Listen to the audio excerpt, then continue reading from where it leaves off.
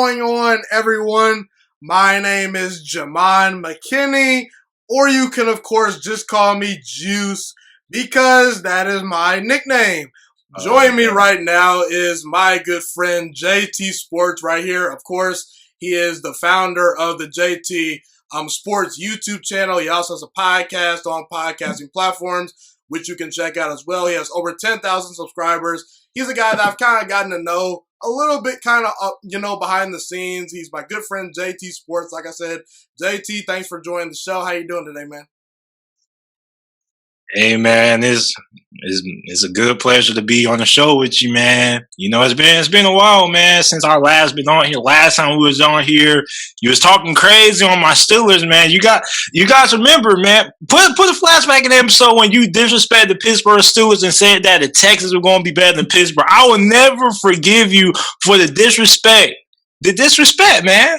Like, can Steeler Nation get an apology from you? Because you never really properly apologize. You know, we're never going to get one for Colin Cowherd, you know. Still keeps taking jabs at Big Ben and his weight. Like, here's my thing. You can taunt Big Ben for his weight all you want to, but at the end of the day, he may not have been the most physically, in shape player, but he's a future first ballot Hall of Famer. This dude is one of the greatest quarterbacks of all time. So I would never question his preparation. Him being big worked out for him. You feel me? Yeah. I think that people kind of get mad at Ben Roethlisberger because they feel like that he's kind of doing the bare minimum, whereas you have stories about Tom Brady, always drinking some special Kool-Aid or whatever, the vanilla ice cream, avocado ice cream. Who is eating that? Come on, man. But either way, I actually did, own up to my Steelers pick. I was around like week 5 last year. I said that, look, Steelers looking pretty good, They still kept choosing us to lose every single week. Hey, man, it is what it is. But either way, JT, thanks for coming on the show, man. Tell people a little bit about your channel, what you bring to the content creating community, because it's been a while since you've been on the channel. Yeah, man. So, preseason's back in effect. Glad to have that. Didn't have that last year. Been covering that pretty heavy. We've been putting more emphasis on college football lately. I tried to drop a college football upload like at least once a week, try to get like a couple of videos out there. They do pretty good. We're just covering NFL, college football. It's the perfect channel for the diehard football fan. And we have figured out a way to properly, get all the videos on podcasting platforms. And over the next couple of months, I'm working on upgrading my equipment. So now every video I make will be, clips from a live stream, hopefully. Got it. Now, what made you become a Pittsburgh Steelers fan? You have to answer that question for the viewers out there. Honestly, I don't even remember. So, how? Because you're from Jacksonville, okay? Well, so I was like, well, it was nowhere in hell I was going to be a Jaguars fan. So this was 11 years ago. I was like 8 years old. I was watching the Super Bowl with my grandpa. What Super Bowl is this? This was when they played Arizona, and I just liked the colors. You get what I'm saying? And I had a teacher who was a Steelers fan. I forgot what her name was, but she was my music teacher, and she was always talking about, so I checked them out. And I just ended up liking the team, and I ain't, never changed up since. That's actually the exact same way I became a Packers fan. I became a real football fan in 2013, the year Aaron Rodgers actually broke his collarbone, then came back versus Chicago, and pretty much ripped their hearts out. But yeah, I wasn't a huge football fan. I just kind of looked at, the jerseys, and at the time, my favorite color was green. So I said, oh, Green Bay, pretty cool. I liked it, the yellow. And so I said, I'm gonna be a Packers fan. So that's how I'm a Green Bay Packers fan. I try to, keep that on the low because people think that I'm biased, but it is what it is. Tell me one thing you've learned from making content on YouTube, Is there anything that you've learned from that or any life lessons you gained? Heck yeah, man. It's just the fact that, you can't let people on the internet get to you. At the end of the day, you just got to realize that it's the internet and keep doing what you're doing, because no matter how great a content you think you're going to put out, you're always going to have some haters down there. I made the Zach Wilson video. Somebody talking about because I made an analogy. I like to use my relationship analogy. Dude going to talk about something. I got girl problems just an analogy. Then he talking about some Mitchell Trubisky was never balling out in training camp. Never said Mitchell Trubisky was balling out. I was just saying the Chicago media. Let me interject really quickly. They will take one little thing you say and nitpick that one thing. Exactly. It's not even like a cliche. It's just like a cliche. Like, I even wonder, do people even watch the videos? Like my rank prediction, I'm like, bro, like I just uploaded this and you already criticizing. You didn't even. People don't even allow you to give your full explanation. You get what I'm saying? And then like me, like I don't really get that many hate comments. Like I may get some people who disagree, but like they understand where I'm coming from. I will never give no points that nobody can't see, like the light in front of it. You get what I'm saying? It's just that around this time, this is where I get more criticism than most because, like it's the off season. Everybody thinks their team's a Super Bowl contender. Everybody thinks they're going to the playoffs. Remember Jets fans last year thought they were going to the playoffs? It's crazy, man. And then that's when, if I put out a hot take, it's not a hot take, like it's just logical, like when people were coming for Justin Herbert last year. I think sometimes the honest opinions are kind of the hot takes because I think that a lot of people hate the truth. You know what I mean? Yeah, like I was trying to tell people like Justin Herbert is not going to be a bust. Like you never seen this dude play and you already want to crown this man the crown jewel. Same thing with Tua. As a matter of fact, people out there saying that Tua was the better pick than Justin Herbert. We see how that's turning out right now, right? Same thing with Zach Wilson. You got people bashing Zach Wilson, praising Justin Fields and Trey Lance. But at the end of the day, we never going to know what those guys look like until we finally see those guys in the actual real regular season game. And that's just why I tell people, people call me a conservative and things like that. But at the end of the day, like, I'm just more of a logical person. I don't like to, just go ahead and throw those predictions out there when I don't really have great evidence. You feel me? I let the play speak for itself and go off there. Yeah, I feel you. Last question before we get into some topics right here. Of course, guys, I failed to mention this before. We're covering the AFC North in this episode. We're going to talk about the Ravens, of course, the Pittsburgh Steelers, the Cincinnati Bengals, and the Cleveland Browns. But before we, dive into all the football side of things regarding the AFC North, give me your 3 favorite athletes right now and 3 favorite athletes that are retired. It could be any sport, football, basketball, anything. I know you're a Jameis Winston fan. Yeah, Jameis, Allen Iverson. Either Andrew Wiggins or either Andrew Wiggins. I see you making that face, man. I was a big Andrew Wiggins fan just because it's just 2K, really. Is Ben Roethlisberger up there for you? Nah. I'll probably say that's about it. Jameis Winston, Allen Iverson. Who is it? Oh, man. I think I can't really think of it right now, man. I'll probably say Jarvis Landry. Nah, Cam Newton. Lamar Jackson. It's either okay, so it's Jameis Winston, Josh Gordon, Andrew Wiggins, Lamar Jackson, Cam Newton. Yeah. People don't remember this, but this past decade, you ask people the question, who was the most marketable player? The kids, it's not Brady, it was Cam Newton. Remember when Cam Newton was in his physical prime for 2011, he had the Under Armour endorsement, right? Everybody had the Cam Newton cleats, even though I don't prefer wearing those cleats because those aren't the most appropriate cleats to wear for football. They was always effing my ankles up. You had him always in these commercials and things like that. When he won MVP, you had the dab going on. So I felt like Cam Newton was one of the more marketable, memorable players of this past decade for us. 2010, Auburn, you get what I'm saying? Carolina. Even he had his fair share of criticism and how he overcame it. Yeah, Cam Newton's one of my favorite athletes of all time. No doubt about it. We'll leave that pretty much right there. Let's dive into the Baltimore Ravens. You mentioned Lamar Jackson, just a couple of seconds ago. When we talk about the most talented quarterbacks of all time, obviously you mentioned Aaron Rodgers, Dan Marino, quarterbacks like that, But I think that we actually need to start mentioning Lamar Jackson in that category because I think that if I'm a defensive coordinator, that guy is going to give me nightmares. I mean, his ability to run the football effectively, I think Lamar Jackson is honestly the most explosive and greatest runner of the football at the quarterback position we've ever seen. And not to mention, a couple of years ago when he won the league MVP, he led the NFL in touchdown passes. So we have this guy that's making incredible throws, that's so hard to stop. He's only 24 years old. And I think that Lamar Jackson gets a lot of criticism, a lot of unnecessary hate. Do you believe Lamar Jackson is a little bit overhated in today's game? And where do you think Lamar Jackson ranks among quarterbacks today? I think Lamar Jackson, I wouldn't quite put him in the Mahomes, Rodgers, Brady tier, but I think that he's right behind those guys. And if he wins the Super Bowl, he's going to be right there in the conversation for best in the world. You know what I'm saying? I wouldn't even say a little bit overhated. I'll say he's probably one of the most overhated players of all time. And you got to remember, and I think me and you talked about this in the comment section on the video, everybody has their opinions about players coming out.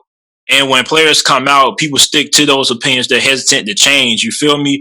So with Lamar Jackson, you remember the stigma, don't like to bring race into it, but he had the low score on the Wonderlic test, African-American quarterback. So everybody just assumes that he's run first, pass later. Not true. Rick Pitino used to be the head coach for the Atlanta Falcons, ran the NFL system. Nobody knows that. You get what I'm saying? Because nobody actually digs into it. They just had this narrative. You just see a great athlete. You want to put him at wide receiver. And you see, I told everybody when Lamar Jackson first got drafted that he was going to be the best quarterback from that draft class. Not just because the situation he went into, because I believe it. You get what I'm saying? I was a little bit hesitant on Josh Allen, but Josh Allen had a little bit more to work on than Lamar. And I was telling people, there are more Lamar Jacksons out there. You see, Michael Vick was supposed to be this once-in-a-lifetime player until we saw Cam Newton. He's 6'5", 250 QB, running 4.6. And I tell people this, there's more. When Lamar Jackson won MVP, I said, listen, there are going to be more coaches trying to find the next Lamar Jackson. Then you got Rams fans trying to say there'll never be another Lamar. Y'all try to say there'll never be another Randall Cunningham. And came Mike Vick. You see, the NFL is a copycat league. When you have somebody that's successful in this world, whether that be a rapper, business, you always have other people trying to replicate that formula of success and trying to add a spin to it. And I told people it's something called the theory of evolution.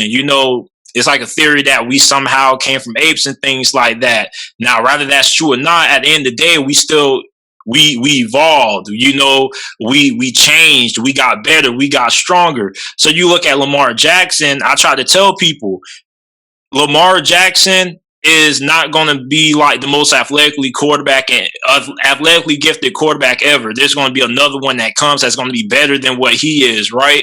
And a lot of Ravens fans disagree with that. I said, you have a lot of people who have the potential to be what Lamar Jackson is, right?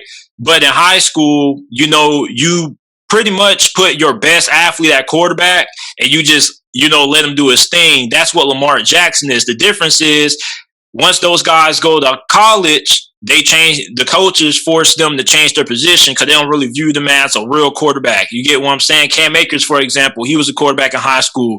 They changed them to running back. Same thing with Kadarius Toney. They changed him to wide receiver. Well, with Lamar Jackson, he stayed through with quarterback. You get what I'm saying? He proved to Rick Pitino during the recruiting process that, hey, I can throw the football. That's when he got offered. So you see what Lamar Jackson does, how great of an athlete he is. You keep him at quarterback and you teach him how to play the quarterback position. That's something that a lot of these college coaches don't want to do anymore. They don't want to groom these players anymore. They just think you're a great athlete. Okay, you're not really polished at quarterback, so I don't want to work with you. I just want to put you somewhere else and get the ball in your hands. Then that's where Lamar Jackson kind of kicked down that narrative when he got to the NFL, right? So now he gets to the NFL. And Baltimore comes off a perfect offense for him. Now, it was kind of on the fly. You get what I'm saying? Because you had the Joe Flacco injury. You knew what was going on. John Harbaugh was really on the hot seat. He was going on like a couple of years, not making it to the playoffs, losing seasons. And they came up with a great offense on the fly, and it worked until somebody saw it again. And I told people, Lamar Jackson isn't going to be, the narrative people want to use when somebody has a great season. Oh, they got film on them. They're going to be wild. Bro, people act like these defensive coordinators they're watching film 24/7. And I try to tell people this. Here's the problem with your thinking. You think defensive coordinators are going to adapt, but you guys never take into account that the quarterback gets better. Nobody ever thinks about that. You get what I'm saying? So I said when Lamar Jackson comes out and he sets the world on fire, come back and hit me up, right? What happens? Lamar Jackson comes out and he wins NFL MVP. And like I was telling people now there's another quarterback out there that's more talented than Lamar Jackson. You know what his name is? Malik Willis for Liberty. You look at somebody. I knew you were gonna bring him up. So look, Malik Willis. He may not be as fast as Lamar Jackson because Lamar Jackson rumorly runs a 4.28. So that's really fast. But Malik Willis is probably running the 4.3s, sub 4.4. And if Malik Willis was in the NFL right now, he'll have automatically one of the 5 strongest arms. This dude can throw from any platform. He's a monster in the open field. He's also quick. He has cat-like quickness. Everybody tries to say the same thing about Justin Fields and Lamar, how they run. I say Justin Fields runs more like Jalen Hurts. Lamar's running style is more finesse. Jalen Hurts and Justin Fields, the way they run more like running backs. You can run those quarterbacks in between the tackles and they're not afraid to put their shoulder down through you. You get what I'm saying? They're power runners at the quarterback position. So when you look at Malik Willis, he has that cat-like quickness. So like in my rant or in my long story, theory of evolution, we had Vic, we had Randall Cunningham, evolved to Michael Vick. Michael Vick, Lamar, potentially, we see Malik Willis. So these quarterbacks are going to continue to get better and better. You get what I'm saying? I think the fact that Lamar Jackson landed with the Ravens, where they embraced his ability to run the football and also, kind of, brought him along the right way. I know he took over for Joe Flacco, but it wasn't until like midway through the season they didn't rush him into the fire. And I think that when quarterbacks land with great organizations and great coaching staffs that will adapt to their skill set, then they're going to thrive. And it's pretty crazy to me to think that people were really, really critical of Lamar Jackson to a point where they said he should change positions to a wide receiver. And I get it because he's super duper fast. Like, if he wanted to change positions, like, it could happen. But the guy won a Heisman Trophy in college. Why would he change positions? Yeah, you see what Louisville is without Lamar, right? Yeah. And like I told people, I said, listen, Baltimore and John Harbaugh put his job on the line for Lamar Jackson. He put all his chips in the basket because if Lamar doesn't do good, John Harbaugh's gone. And that's why I tell people, I don't think John Harbaugh is a bad coach. I'm just saying that when you look at John Harbaugh, you got to take into account that Lamar Jackson is a huge reason why he's still the head coach. Because at the time, you don't never want to throw a young quarterback into the fire. But Lamar Jackson was in an easy situation where he easily could have collapsed. Because you got to look, Baltimore was fading down the playoff race. They weren't out, but they were in it. So you insert a young quarterback that's not on a bad team, but they're in the thick of a playoff race. You get what I'm saying? So, like, if he doesn't get you to the playoffs, not only do you lose your job, but you ruin his confidence as well. So, John Harbaugh did do a very good job assembling a staff because, remember, they had the same offensive coordinator who was Michael Vick's OC when he was playing for Atlanta back in his early days there. Then they got rid of him, brought in the same offensive coordinator for the 49ers when they had Kaepernick, Tyrod Taylor, when he was a Pro Bowler for Buffalo. So, like, John Harbaugh, I think he has to give a lot of props to Lamar Jackson for why he still has a job, but he does get a lot of respect from me in terms of being able to assemble the proper staff, the best utilize Lamar's strengths, and that's part of being a great coach, being able to build around what you have. Of course. Now, question for you.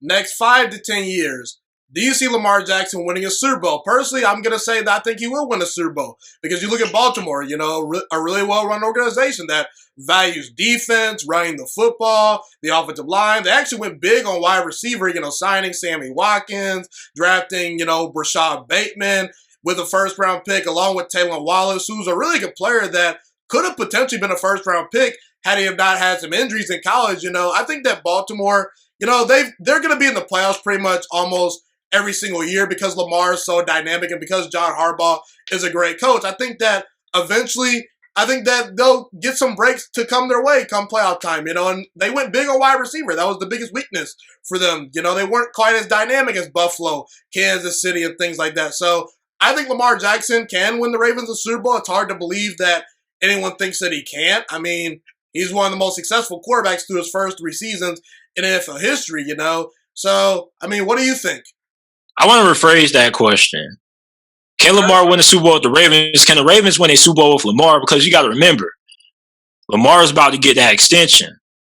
So now with that extension, they're going to be cap strapped. So my question is, have the Ravens assembled a roster that's good enough and young enough within the next 3-4 years that's capable of winning a Super Bowl? Because once you give Lamar Jackson that extension, you're not going to have that much cap space to go out there and, you know, try to get one of the best in the game at a certain position. You feel me? Same thing with Cleveland. Cleveland has so much depth and so much talent. Once they give Baker Mayfield that extension, they're going to be straight. And he's not going to be making as near as much as Lamar will. So I think they definitely can. It just comes down to, have they built the team good enough that once Lamar Jackson gets that contract extension, that they can win with the guys they have now? Because after this, once they give them that record-breaking extension, they're not going to be having that much cap space as they have had in the past. And we've seen a lot of teams win when they had their quarterbacks on, you know, their rookie deals. You look at Seattle, they won before they ever gave Russell Wilson an extension. Look at the Rams, they were winning before they gave Jared Goff that extension. And I was watching a video from Brett Coleman, and he was basically saying there's only been like 3 quarterbacks within the last 2 decades who have won Super Bowls after getting an extension, and have actually made it to the playoffs after getting an extension. Drew Brees, Big Ben, Aaron Rodgers. But even then, there's not a lot of quarterbacks that win Super Bowls after getting big-time extensions. That is very true. I think that also people are a little hesitant with Lamar because they want to know how long this thing can last, because you know, the thing is, like, most things in the NFL can work. You know, like Tim Tebow, he won games in the NFL. The problem is it just didn't last. You know, Taysom Hill, he's winning games with the Saints, but is it going to last for the next, you know, year or so? I don't think so. So but we knew the difference is we knew those guys weren't really built for the QB position. Like, you just looked at Tim Tebow, even when he beat Pittsburgh, they made the right move because, like, you can build an offense all you want. I'm laughing because you're a Steelers fan. Oh, yeah. Bro, I would never forget. So let me tell you how this happened, right? So I was like in 4th grade, this back in 2011, right? So I'm thinking the game already over, we about to win. And my grandpa calls me into the living room. I see Tim Tebow with that ugly throwing motion, just, you know how he used to cock that thing back like he was finna shoot a shotgun. He throws that little ugly pass to the Marius Thomas. He makes one guy miss, and he's blowing past over behind Troy Polamalu and Ryan Clark. And that was pretty much it. But, like, I told people that you can build an offense around somebody, but some offenses aren't able to last long term because the quarterback has to be able to evolve. Tim Tebow was never going to be able to evolve. You get what I'm saying?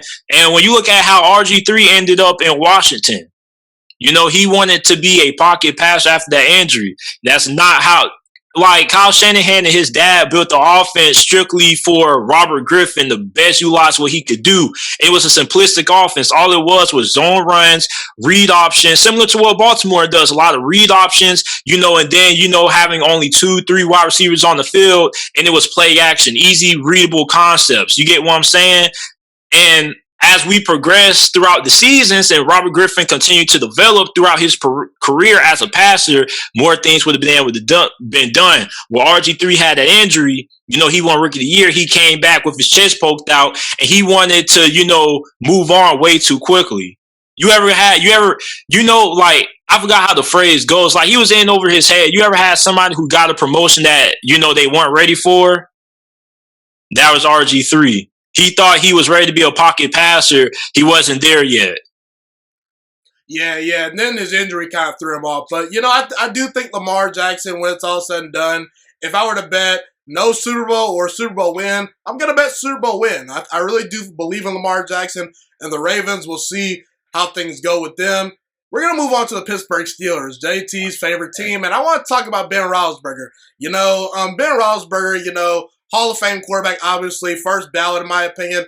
I believe he's the best quarterback from the 2004 draft class. You look at his career, 17-year career, going to be his 18th season this year, nearly 400 touchdown passes, over 60,000 passing yards, 7-time Pro Bowler, two-time Super Bowl champion. Actually did make a third Super Bowl where he lost to Aaron Rodgers and the Packers. No shame in that, though.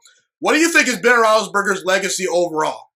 I mean, he's one of the greatest of all time. I mean, like, when you talk about the top, I don't know if we'll put him in top five. You know, top five, you probably have Aaron Rodgers, Brady. He's not close to being a top five quarterback of all time. I don't think he'll be in that discussion, but he'll definitely be top 10. He's probably one of the toughest. He's a top 10 QB. You got to think about it. He has one of the best winning percentages in the Super Bowl all time. He's 2 or 3. He's one of the clutchest QBs in NFL history. Not just in playoff games, but in, any games. As a matter of fact, he's like up there, top 5 in like. He can have the worst really game. Quickly, I think he has like 46 game-winning drives. It's crazy. Exactly. We've seen it time in and time again. Big Ben, last-minute drive. Again, against Indianapolis last year, the Steelers were getting blown out. Leads them back with no run game. So, like, when you think of Big Ben, I think Big Ben, in my opinion, not only is a top 10 QB all time, but I think he's one of the toughest and one of the clutchest QBs in NFL history. And even if you don't agree that he's a top 10 QB all time, you can definitely make the argument, say that he's one of the top 5 clutchest QBs of all time. You got 2 minutes left on the clock and you need a QB to drive you down the field. Big Ben would definitely be in that same conversation as a Brady and something like that. He's done it so many times.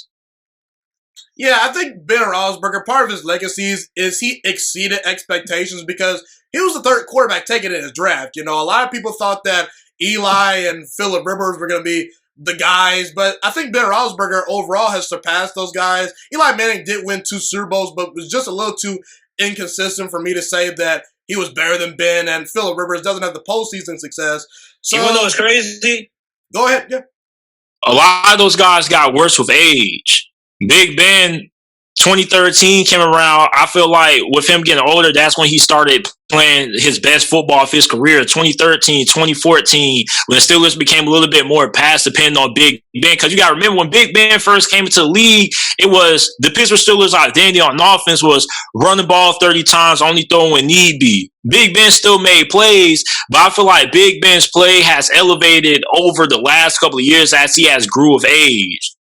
Yeah, no doubt. And I think that early in his career, he was more of the game manager that was big on third down, even though he had a great rookie season where he won a bunch of games and won a Super Bowl early in his career. But I think that he landed in a great spot because the Steelers allowed him to develop as a quarterback. When you're a young quarterback and you have a great run game, a great defense, star wide receivers, it makes your job so much easier and it allows you to kind of slow down, develop properly. The speed of the game is always the biggest, thing that quarterbacks have to adjust to. I think that Pittsburgh allowed the game to speed down for Ben, and as a result, he turns into a first ballot Hall of Fame quarterback. Now they made a lot of big plays and big moments. No doubt, kind of like Russell Wilson. Early in his career, then Russell Wilson developed into the guy he is now. Now you mentioned that Ben Roethlisberger is in the conversation for top 10 quarterback of all time. I recently just made a segment that was titled "Ben Roethlisberger is not an all-time great quarterback." I'm sorry, he's just not. And he's a Hall of Famer. He's an all-time great. There's a difference between being a Hall of Famer, first ballot quarterback, and an all-time great. Let me explain why. Okay, there's a big reason why I don't think Eli Manning is an all-time great quarterback because he never was consistent enough, and he was never in the conversation for MVPs or the best quarterback of his era. There's kind of a Chris Paul factor to Ben Roethlisberger where CP3 has a great career. He's a Hall of Famer, but there's a big reason why I don't have Chris Paul as the top 5 point guard of all time. It's because he never was among the elite of the elite. Never was in the MVP conversation. That's the same thing with Ben Roethlisberger. And let's just look at the quarterbacks in his era. I will say this, Ben Roethlisberger has arguably played in the best quarterback era ever. I really think this is the golden age of quarterbacks, but not close to Brady, not close to Manning, not close to Rodgers. I think Drew Brees is a better quarterback, but you can argue that a little bit. So maybe 4th or 5th. But then when you look at guys like Russell Wilson, I think Russell Wilson's a better quarterback than Ben Roethlisberger. Because when you look at Russell Wilson, never had a losing season, much more durable, and Ben Roethlisberger is very talented. But I think Russell Wilson is a more talented quarterback than Ben Roethlisberger because of what he can do with his legs. And you look at Patrick Mahomes already has done something Ben Roethlisberger's never done. He has a Super Bowl MVP and a regular season MVP. I want to stop you there. Well, hold on, time. I get what you're saying. I'll let you have the floor in a minute, okay? But here's the thing. So when you look at Ben Roethlisberger, he's around 4th, 5th, 6th, 7th of his era. I think that he's honestly the 7th best quarterback of his era. And then when you compare him to other guys like John Elway, Brett Favre, Dan Marino. I know Marino never won a Super Bowl, but ask anyone on the street, who's better, Ben Roethlisberger or Dan Marino? They're going to say Dan Marino. And you look at Steve Young. He's won MVPs. Ben Roethlisberger's never won an MVP. When was Ben Roethlisberger ever in the conversation for best quarterback in the league? I think that he was top 5. 3 times. 2016 and 2017. Ben Roethlisberger was the best in the world at his position. Never. But he was top 5 at the time at those years. I mean, he led the league in passing. He was toward the back of the line though. That's what I'm saying. But he was still here's my thing. Big Ben was top 10 at his position for 2 decades, and 2 different decades. When he first got drafted from to 2010, he was still top 10 at his position. 2010 to now, still has been until last year prior to his injury, still was a top 10 QB in the league. So you look at the top 10 QB in the league. Longevity is overrated. Longevity is overrated. Different players have their legacies built on different things. Eli Manning is an all-time great playoff performer. Get what I'm saying? Big Ben is an all-time great clutch quarterback. Big Ben's an all-time great playoff performer. Although, he stunk it up last year. He's you can be an all-time great in your own different lanes. There's not just this big pool of, Hall of Famers. Everybody's in the Hall of Fame for different reasons. Eli's going to the Hall of Fame because he's the greatest he's one of the greatest postseason performers ever. He's better in the postseason than what Peyton Manning was. He beat Tom Brady twice. You get what I'm saying? Big Ben's legacy. He's one of the toughest quarterbacks of all time. He's in a different lane. I feel like when you look at all-time great, there's different reasons why we consider people all-time greats. You're a big baseball guy, so you have all-time great pitchers. You get what I'm saying? You have all-time great home run hitters. So I get what you're saying, but I think Big Ben is in a different avenue. I think Big Ben is an all-time great at what he did. You get what I'm saying? Peyton Manning, all-time great all-around quarterback. The Sheriff, you get what I'm saying? But when he came in the postseason, he wasn't all that great. Eli, all-time great postseason performer. So I think that I don't have nothing wrong with what you said, but I think that you need to think a little bit broader in how you view players when it comes to, how you look at them. You get what I'm saying? Chris Paul is one of the all-time great traditional point guards. After Chris Paul's out the league, there's no more Chris Pauls. There's not going to be another pass-first point guard with this mentality that can really score and throw the ball around like how he does. You get what I'm saying? So, for Big Ben, there's never going to be another quarterback in his avenue that has that toughness, that ability to, no matter how bad he'll start the game off, he can still drive down the field and win the game. I think he's an all-time great in terms of, how clutch he was and how tough he was. I actually kind of like this conversation right here because you and I kind of view things differently. I kind of like to put quarterbacks in, the one pool where I think that when it comes to all-time great quarterbacks, what I mean by that is, are you in the inner sanctum of the best of your era? I don't think you can put Roethlisberger in that conversation. I think you can. How? How can you do that? When was he at the best at his position? You got to think, he may not have been, but you said one of the best.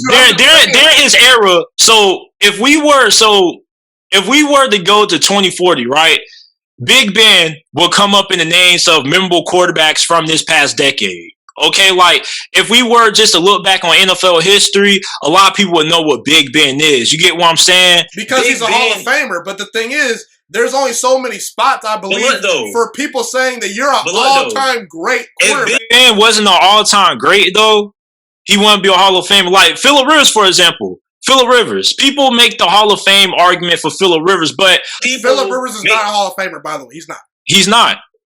But he'll probably get in due to, his accolades and stats that he has. But when you look at Phillip Rivers compared to Big Ben and Drew Brees, a lot of people feel like both those two QBs are better. You get what I'm saying? But what separates Big Ben from both of those? Both of those guys have played on great teams. Phillip Rivers played on one of the greatest teams ever assembled with LT, Antonio Gates, a great offensive line with several offensive linemen in the Hall of Fame, but he didn't really have that postseason success. Drew Brees had multiple years when he was down. You remember after Bounty Gate, the Saints didn't make it to the playoffs after they lost to Marshawn Lynch. Big Ben has always been a model of consistency. Yeah, he may not have been the best at his position during the time, but there's a lot of players in the Hall of Fame who were never regarded the best at their position during a certain era. They're still considered all-time greats. Adrian James, for example, I don't think once we ever considered him to be one of the best at his position. We don't consider him a top 5 back, but he's definitely an all-time great. Like, you can't be in the Hall of Fame and not be considered an all-time great, because that's what the Hall of Fame is to celebrate. It's to celebrate some of the greatest to ever play the game. You get what I'm saying? It's supposed to be the ultimate achievement for having an incredible career. So if you're not an all-time great, then why the hell are you in the Hall of Fame? I get what you're saying, but at the same time, I feel like Hall of Famer and all-time great quarterback is different. That's just my opinion, though. I get what you're saying. I think what you're looking for is you're looking for the greatest to ever play.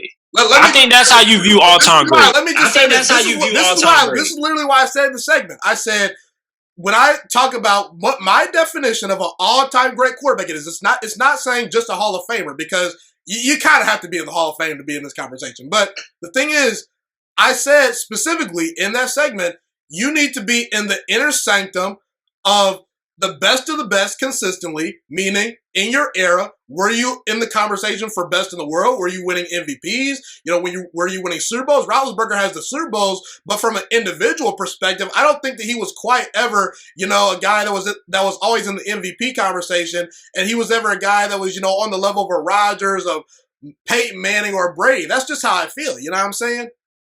I mean, like, because I feel like we have to draw a line at some point, I feel like from 2013 to this point, he has been a top 5 QB. I agree of this decade, but he's 5th, and you can make the argument in his era, Patrick Mahomes and Russell Wilson. But I feel like you can't put Patrick Mahomes in this era just yet, because he hasn't played the whole entire 2010. I'll give you Russell Wilson. Patrick Mahomes just entered the league he's still fairly fresh. I think you got to disinclude Patrick Mahomes. Like, I hate how people try to put him in. That's like when people try to say, when you remember when they lost Super Bowl, how does this affect Patrick Mahomes' legacy? What the hell do you mean? I'm just talking about quarterbacks that are playing right now. I'm just talking about quarterbacks that are playing right now while Roethlisberger's playing. Right now, but I think, like, when you think about the era, Patrick Mahomes is in a different era. He's not in the era. He's in the era with Lamar Jackson, Josh Allen. He hasn't played. I'll give you Russell Wilson, because Russell Wilson pretty much has played for the whole entire 2010s. He's pretty much played for this whole entire era. But I mean, Aaron Rodgers also. But also, how many other quarterbacks, not naming the Patrick Mahomes, Lamar Jacksons, like, we're just talking about quarterbacks who have played for pretty much the whole entire 2010s, what you put over Big Ben, and how would you rank? I said it was Tom Brady, Peyton Manning, Aaron Rodgers, Drew Brees, Ben Roethlisberger, and then Russell Wilson. So, Roethlisberger, all right, so he's still in that 5, though. He's still in that 5. And you can make the argument. Well, I won't make that argument, but you got to remember. Let me say this really quickly. When you evaluate quarterbacks, I specifically like to look at your era, because the 70s, 80s, 90s, they weren't putting up the numbers that these guys are putting up right now. Right now, today, Kirk Cousins and Dak Prescott are top 10 all-time as far as passer rating. Those guys are not even close to being, Hall of Famers or all-time great quarterbacks. So it's a different era. So I like to look at where you were in your era. Let's just look at Ben Roethlisberger compared to Terry Bradshaw. I mean, I think it's close. I really do. Bradshaw won 4 Super Bowls and a league MVP. And you can make the argument, once he got to the later stages of his career, he may have not put up the greatest numbers, but he was in the conversation for best in the world. You look at a guy like, Otto Graham, even Johnny Unitas. Johnny Unitas was a 10-time Pro Bowler and a 5-time first-team All-Pro, meaning at 5 years at some point they said, that guy's the best in his position. He's a 3-time league MVP. So that's kind of what I'm getting at. I like to compare eras and kind of where you fit in your era. And I'm not saying Ben Roethlisberger's not great, because he is great. He's a first ballot Hall of Famer. But as far as him being in the conversation for all-time great, I think there's levels to quarterbacks. There's the quarterbacks that were Pro Bowlers consistently, first ballot Hall of Famers, then guys that maybe aren't in the GOAT conversation but are all-time great quarterbacks. Then top 5, top 6, you're in the GOAT conversation. That's kind of how I view quarterbacks, Yeah, he's not in that top, like I said, but I definitely feel like he's a top 10 QB all time. It's like, the dude's a winner. He showed up in big conversations. Like, literally, talent-wise, maybe, but I don't think based on his accomplishments, he's a top 10 quarterback of all time. Right now, today, Brady, Montana, Peyton Manning, Elway, Rodgers, Brett Favre, Drew Brees, Johnny Unitas. But Drew Brees doesn't have the accomplishments that Big Ben. I don't think Drew Brees ever won MVP. That's fine, but his numbers are on the same level. He's on the same level as Big Ben. But his numbers are way better than Ben Roethlisberger. And you can they're about the same. No, they're not. Drew Brees is the all-time leader in completion percentage. He's like the most accurate quarterback of all time. Maybe not named Aaron Rodgers. I'll give you that. But Drew Brees has put up like 5,000 yard seasons. So has Big Ben. Big Ben has led the league. So you're just looking at awards, but let's look at accolades because I can go pull up my phone and go Google and tell you how many times Big Ben has led the league in passing yards and passing touchdowns because he's done both of those on multiple occasions. He's done both of those on multiple occasions. Ben Roethlisberger's led the league in interceptions twice. Drew Brees never did that. I don't think. Drew Brees has did that. As a matter of fact, I did. Yeah. So Brett Favre led it like how many? Now you know about Brett Favre now. Now come on now. But Brett Favre won 3 MVPs in the Super Bowl. Brett Favre was in the conversation for best in the world. But Big Ben has been to a Pro Bowler. Big Ben has led the league in passing yards, passing touchdowns on multiple occasions throughout his career. So he does have accolades when he's led the league in passing. And there was a time but not as many accolades as the guys I mentioned. Not as many. No. I mean, bro, here you go, bro. If you want to, you can. We got to eventually move. Raw and uncut. So see what this man. You went and got your phone.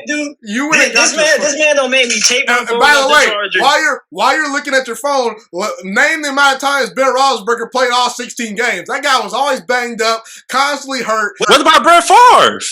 Brett Favre was an Iron Man. What are you talking about? Brett Favre has the longest streak of played games of all time. Eli Manning. Man, listen. When Big Ben was on the field, what did he do? He won games like injury-prone. There's a lot of quarterbacks that won games.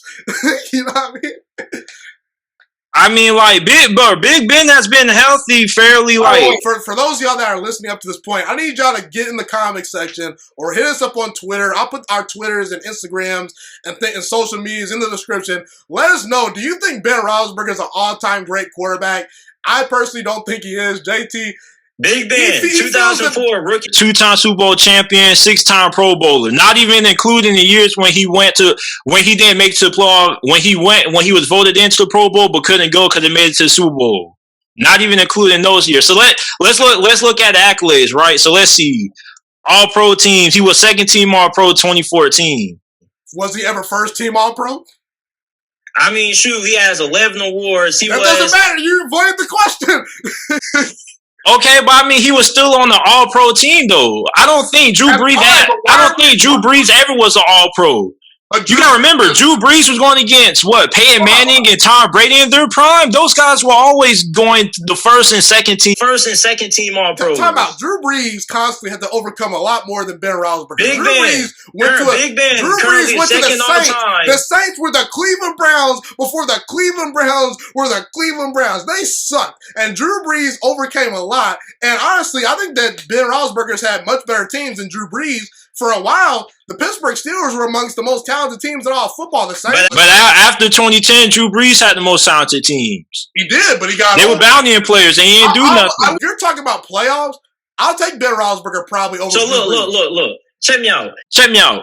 Big Ben currently right now led the NFL in passing yards twice throughout his career. He's second all time in active players right now. 8th all time. He's 7th all time in career passing yards. He currently is 8th all time in pass attempts. He led the league in pass completions.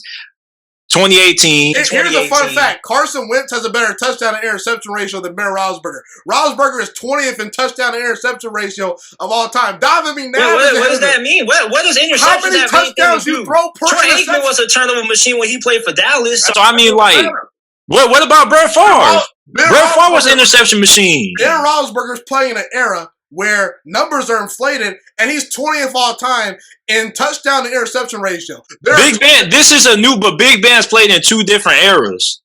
That is true. Remember, I'll give you that. He came to the league in 04, so you can still include from that 2000 to 2010 era. And even then, the NFL just now became like a heavily pass offense. You get what I'm saying? But like when you look at Big Ben, like he's literally like top 5. Top 10 in almost every single category. It's a different era. And when you compare him to Drew Brees, I mean, like, shoot. Drew Brees, his numbers are much better. I don't think Drew Brees has only. I think Drew Brees only made a All-Pro team like once or twice. That's fine. Drew Brees is a one-time All-Pro. Same thing with Big Ben. Drew Brees was always the driving force of the Saints. At times, you looked at Ben Roethlisberger. I'm sorry, but his first Super Bowl, he was carried in that game. You know it. I know it. He was not good in that game. Jerome Bettis carried him to that Super Bowl victory that day. I'm sorry. He just did. I mean, there's been plenty of quarterbacks who were carried.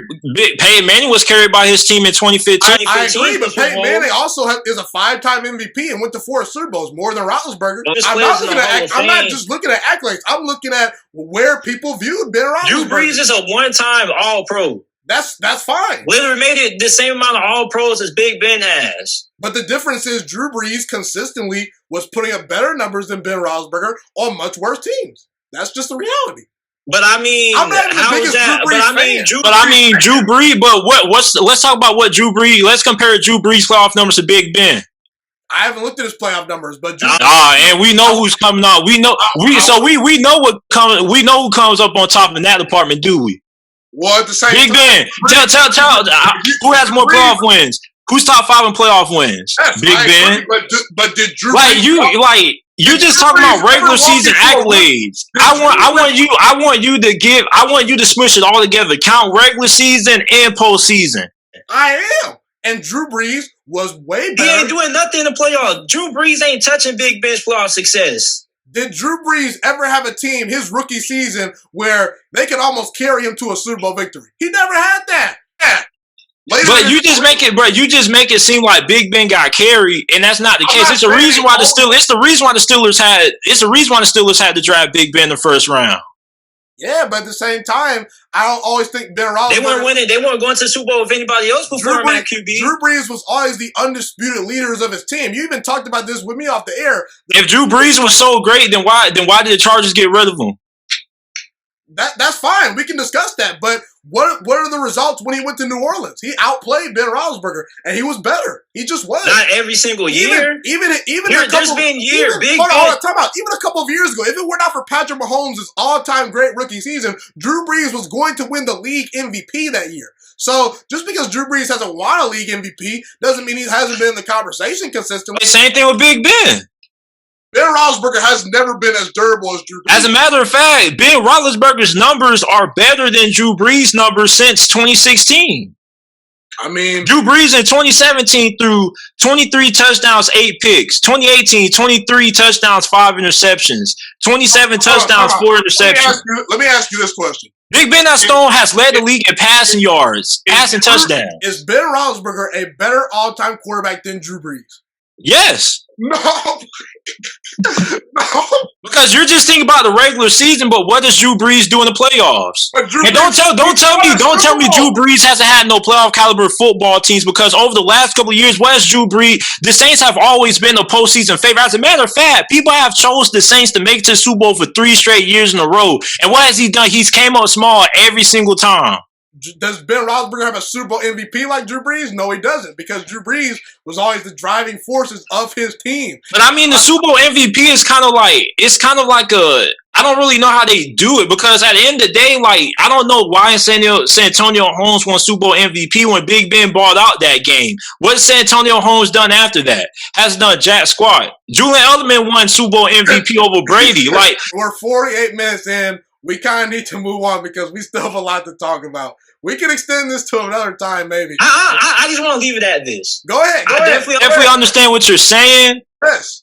But I definitely feel like Big Ben, when you think about all-timers are players that people are going to remember. A lot of people don't remember a Dan Marino. You get what I'm saying? They remember Dan Marino? Ask the average football fan who Dan Marino is. I'm pretty sure a good amount of people. Compared to Ben Roethlisberger, they'll know who Dan Marino is. But a lot of people remember Big Ben. Because he played for the Steelers. That's the only reason. But I mean, shoot, you have an iconic quarterback playing for our iconic franchise. But there's just no way you can tell me that when this era is done, you're not going to remember Big Ben. Big Ben is a great deep ball thrower. He's led the NFL in touchdowns, passing yards. He's an all timer. Once again, is Allen Iverson an all timer? Who? Is Allen Iverson an all timer to you? I believe so, but the list for NBA players is a little bit longer, I think. Allen Iverson's kind of an exception because he at least got to a finals and won a league MVP. That's another thing.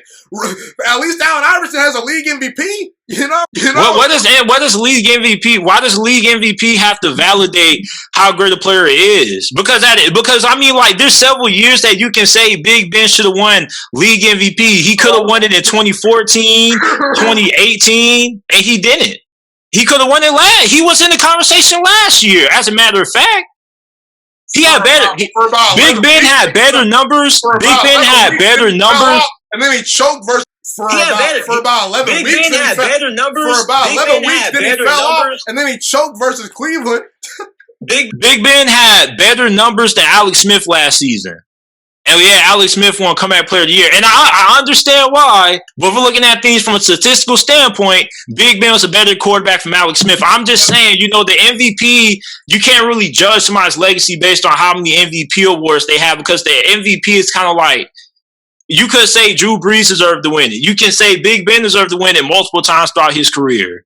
The thing about that comeback award is that I don't think Roethlisberger necessarily left in the way that Smith did. People thought Alex Smith was never going to play again. People thought Big Ben wasn't going to be the same quarterback again. Well, yeah, but people thought at least he was going to, probably make it to the end. I do understand, but I'm just saying. Yeah.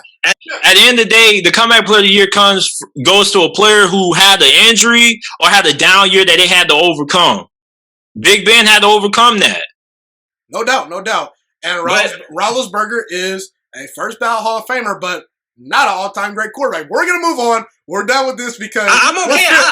This is the only topic I will allow myself to. This is the only topic I will allow myself to. We need to talk about Dwayne Haskins, baby Ben Roethlisberger. That's what we're going to talk about next. Dwayne Haskins. Okay, so for real. Okay, so obviously Ben Roethlisberger, Hall of Fame quarterback. But getting up there in age, and a lot of people think that he's not a quarterback that's going to play for the next 4 to 5 seasons. Actually, a lot of people think that this might be his last season. Now, obviously, you have Mason Rudolph on the roster. You still have Josh Dobbs. But I'm keeping my eyes on Dwayne Haskins. I've talked about this multiple times on the channel. I'm going to kind of leave this to JT right here because, like I said, I was a huge Dwayne Haskins supporter when he was at Ohio State. I felt that coming out, he had the potential to be potentially a Ben Roethlisberger type quarterback. Big, strong arm, great size, great decision maker. Obviously fell flat on his face in Washington. But I think that he's going to get a fresh start. I think that he's a changed quarterback where he's actually putting in the work, whereas in Washington, he kind of, was immature, didn't want to put in all the work, kind of tried to do the bare minimum. I think Dwayne Haskins having that great season at Ohio State and then coming out the year after that was kind of one of the worst things to happen to him because he looked at himself and he said, man, this is easy. 1 year and I do this, I'm good. I'm going to come to the NFL. And I felt that he probably should have came back for another season just because he's a pure pocket passer and those guys really need to be able to dissect defenses to be successful. They don't have to get out of jail free card like a Lamar Jackson or a Kyler Murray where those guys, they don't have to read defenses at an elite level. They can just make stuff up on the fly. So, JT, looking at Dwayne Haskins, do you believe he is the successor to Ben Roethlisberger? What are your thoughts on him as a quarterback and if he's the potential next franchise guy in Pittsburgh? I believe he is, and I believe he's going to be really good. I don't really know, man. I think Dwayne Haskins is just a backup plan in case the Steelers can't find a good replacement next offseason. Because you got to remember, the Steelers are going to have a lot of cap space. As a matter of fact, they're going to be top 3 in cap space. And then once they sign T.J. Watt, Minka Fitzpatrick, and whatnot, they're still going to be top 5. Steelers could easily go after Aaron Rodgers. Maybe. If depending on how the season goes, they could be in a position to draft a quarterback next year. There's a lot of great QB prospects. So for right now, I just view Dwayne Haskins as somebody that he's an insurance plan just in case they can't find a better option. Because you got to remember, they only gave him a 1-year deal. So he'll be a free agent next year. So for all we know, if Dwayne Haskins leaves and they don't re-sign him, that's more cap space to go out and get a better QB. So if they can't find a better option to succeed, and rather that be the draft or free agency, then I see them bring back Dwayne Haskins on probably like another 1-year prove-it deal to say, hey, what can you do as a starter? Like, a lot of people think the Steelers are gambling all their eggs in one basket. That's not what they're doing. They're giving Dwayne Haskins a chance to show what he can do. That's why he's on a 1-year deal. Because if he was on a 2-year deal, I would come on and say, oh, yeah, I think he probably will be the successor. But he's only on a 1-year deal. And the Steelers have a lot of cap space. So the way I view it as, if the Steelers can't find better options, then Dwayne Haskins is their go-to option for next season. He'll know the system. Hopefully he'll be developed.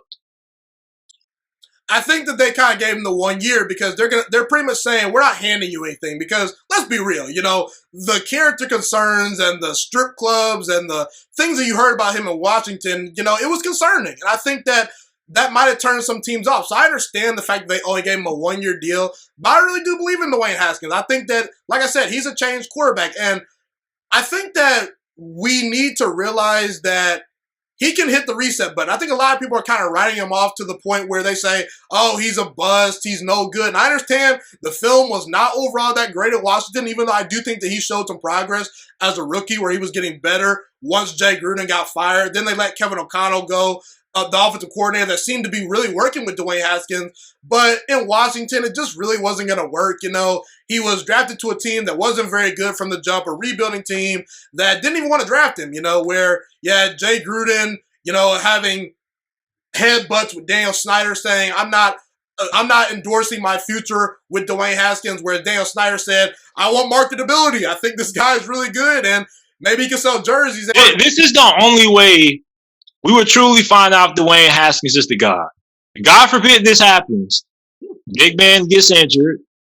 Dwayne, then it comes down to, are you going to bring in Mason, Joshua Dobbs, or Dwayne Haskins? And you got to remember, Mason Rudolph also is playing on a 1-year deal. Mason Rudolph has been in the Steelers system for a very long time. Same thing with Joshua Dobbs. I will say a lot of Steelers fans are kind of done with Mason Rudolph. Like everybody. I think that Mason Rudolph. See, the thing about Dwayne Haskins is we're still intrigued because when you were drafting Dwayne Haskins, you were drafting him for what he potentially could become, because he only had the 1 year at Ohio State. And I think that that's kind of what happened because, he fell in the draft. People didn't quite see him as a day one starter, but you just felt that, okay, if you develop this guy and you put him in an offense where you're going to play to his strengths, allow him to throw the ball down the field and get the ball to his playmakers, he'll make good decisions. He'll check the ball down and things like that. But go ahead. But what I'm trying to say is, Dwayne, the only way we'll truly find out the answer to that question right now is if something happens to Big Ben, and then if we see Dwayne Haskins come in, that'll be your answer. And if he does good, that'll be your answer. But for right now, he's on a 1-year deal. And the Steelers could bring him back, but I think the Steelers are going to explore their options first. Because you got a chance to get Aaron Rodgers, then you're going to go ahead and go get him. If you got a chance to get Deshaun Watson, you're going to go ahead, you're going to go get him. If you got a chance to go out and get another quarterback that can prove to be a valuable asset to you, you can go get him. But if they do bring back Dwayne Haskins, then there's a pro and a con to it.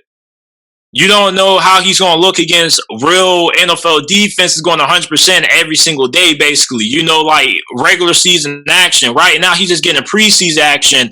Preseason isn't nothing compared to the regular season because everybody's going full speed ahead.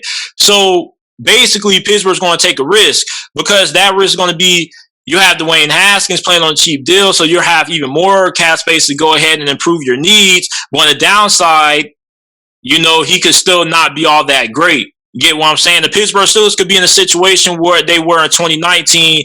They were winning in spite of their quarterback play. The way the Steelers organization is set up, I promise you, they're not putting all their. They're probably telling Dwayne Haskins, this is what they're telling them. And there has actually been some confirmation to this. Mike Tomlin and Dwayne Haskins have been spending a lot of time together. He's been trying to, get in clean with Dwayne Haskins. On top of that, they have the same agent, so that makes things a little bit better. But they already told Dwayne Haskins, you have a chance to be the franchise guy. Get what I'm saying? But we really won't know until if we actually see Dwayne Haskins in a real regular season game. You get what I'm saying? But I think what the Steelers are going to do is they're just going to look at how the QB market looks next year, how the draft looks, and then, if they can't get a Rodgers or maybe a Deshaun Watson, I doubt they'll try to trade for any one of those guys or give up a lot of assets because that's not Pittsburgh. So I think if they can't find any good QB in the market or in the draft, then they'll bring back Dwayne Haskins and then give him another 1-year deal, see how it plays out. But for right now, we really can't get an answer to that question until, unfortunately, if something, God forbid, happens to Big Ben. Got it. I think that you make a lot of great points. And again, I know it's a hot take saying Dwayne Haskins is going to be the guy, but I'm sticking to what I saw based on what I saw at Ohio State. And I believe in the guy, and I believe in the Pittsburgh Steelers organization. That's really the biggest reason why I'm a big believer, because let's say Dwayne Haskins went to maybe like the Falcons or something like that. Like, then does he really have a chance? Matt Ryan, he's got a couple more years, not really a functional organization. The Falcons are kind of a mess, but he lands in Pittsburgh, a well-run organization. And let me just say this. Hold on, time out. I'll let you speak. But Aaron Rodgers benefited from the Pittsburgh Steelers early in his career because he was raw coming out of college. Okay, he was the third quarterback taken. He went to a small school like Miami of Ohio, but the fact that he went to Pittsburgh, it allowed him to develop properly. And once he got the keys, he took it and ran with it. But go ahead. So here's the problem with that. It's the difference between when you draft your QB in the draft and when you pick up somebody else's QB. You get what I'm saying? So Pittsburgh had Landry Jones. Remember him? He was supposed to be the next guy after Big Ben. Maybe the worst backup QB in NFL history. But was he as good as Dwayne Haskins in college? Let's be honest. Yes, he was. No, he wasn't. Landry Jones was a monster. But you got to think, Dwayne Haskins only had one good year. It was an all-time great year. That doesn't matter. 50 touchdowns. Landry Jones is one of the best QBs in Sooners history. I understand that, but Dwayne Haskins was better. Bro, Landry Jones was a prolific quarterback. You're trying to die on the Landry Jones, or you're dying on that hill. That's funny. But go ahead. But I understand your point, but overall, Landry Jones had a more prolific career than Dwayne Haskins because he was playing longer. Like, the dude put up great numbers. Like, bro, this man started as a true freshman, bro. Like, numbers, like he's one of the best QBs in school history. Dwayne Haskins was behind a guy like JT Barrett. And I know JT Barrett isn't quite the NFL quarterback, but Urban Meyer, he's going to play his veterans in college, and really quickly, Dwayne Haskins beat out Joe Burrow at Ohio State. I know that's not the most comparable situation, but, I just think you got to give Haskins a chance. I think that he has more of a chance than people realize, and we'll see what happens. That's all I'm going to say.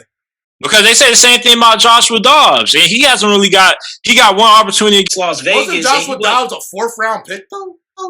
But one thing about Pittsburgh is, like, the Steelers don't draft QBs and be like, oh yeah, you're just going to be our backup. Like, they're going to give you opportunity. That's how they view you. They don't view the Steelers don't, and that's why people love Pittsburgh so much. They don't draft and be like, oh yeah, you're just going to be a long-term backup for us. You get what I'm saying? Like, you're going to get an opportunity, especially when you have injury-prone Big Ben. That's injury-prone. That's what he was. You're going to get opportunity. So the question is, were you going to seize that moment? And a lot of those guys didn't really seize the moment. Landry Jones had multiple chances to seize that moment. Mason Rudolph, too. Yeah, Mason. Here's my thing. Mason Rudolph wasn't bad the first year he had. You get what I'm saying? Like, Myles Garrett knocked him upside the head with the helmet, and he wasn't the same again. just being honest. And really, that was like his first real season. I don't think that season was all that bad. Like, people try to make it seem. It wasn't great. But, that's his first season ever. But once he got knocked upside the head with the helmet, pretty much was it. You get what I'm saying? But he got his opportunity. You feel me?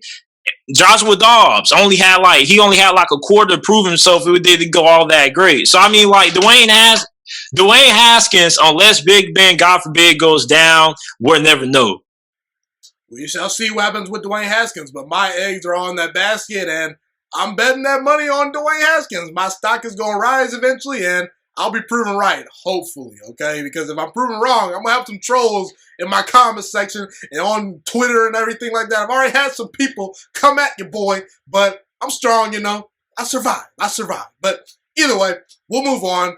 I want to talk about Mike Tomlin because I think that a lot of people kind of give Mike Tomlin a lot of criticism, and I understand it because anytime you're great, you're going to get criticism. I mean, look at Tom Brady. People are still knocking Tom Brady, and that guy is Drew Ball 8. They're hating, bro. How am I hating?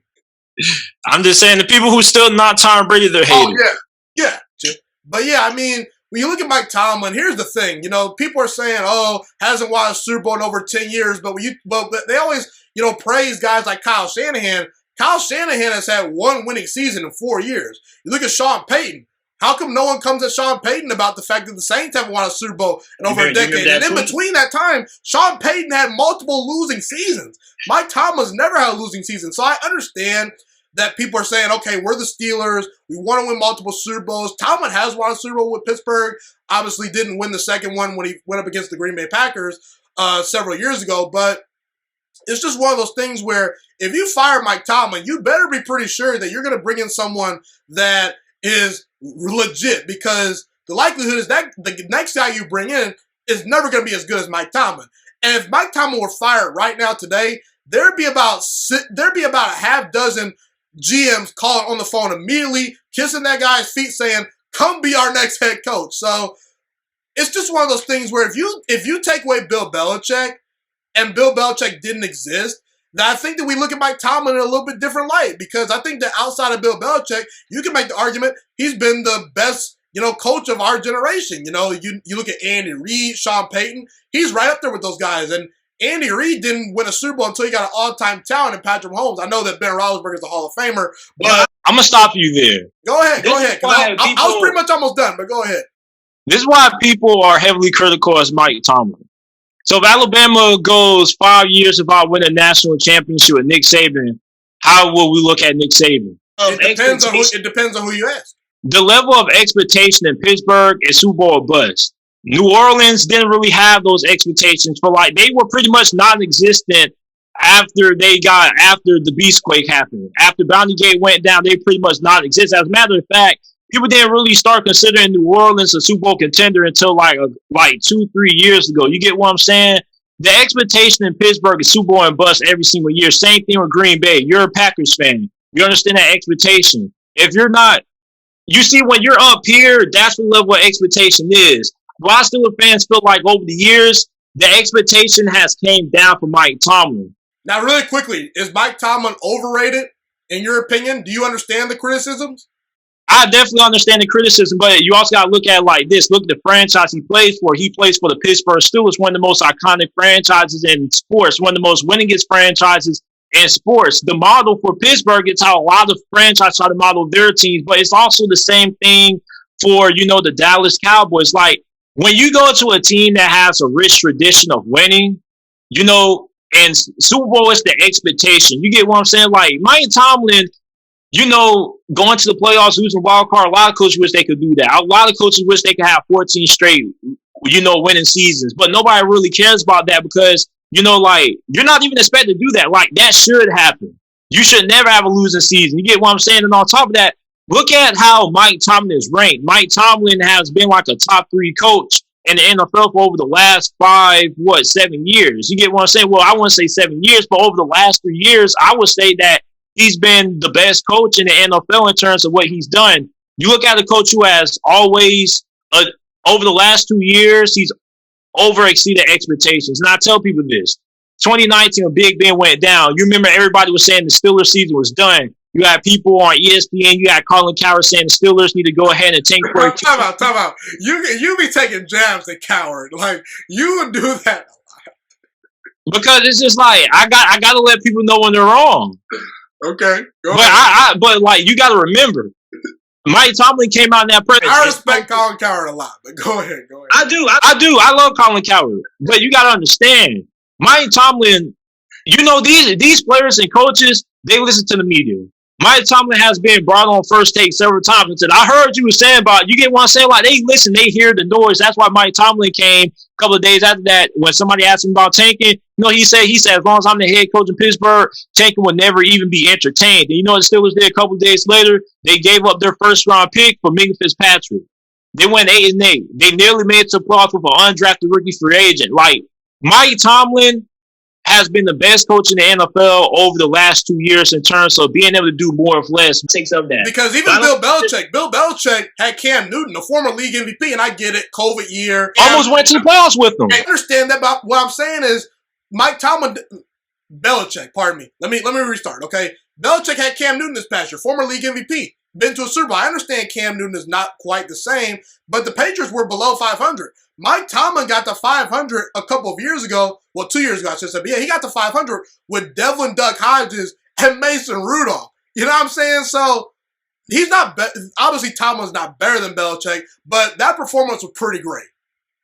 Yeah, and like last season, you know this, you ain't even had Pittsburgh making it to the playoffs.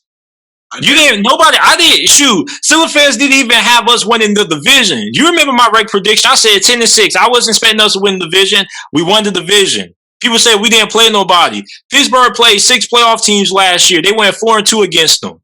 They also played teams like the Texans and the Eagles and the Broncos. But I'm just saying, you can't really use that argument against them because they beat playoff teams. Both things can be true. Kansas City played in the division with the Kansas City played in the division with the Chargers, the Broncos, and the Raiders.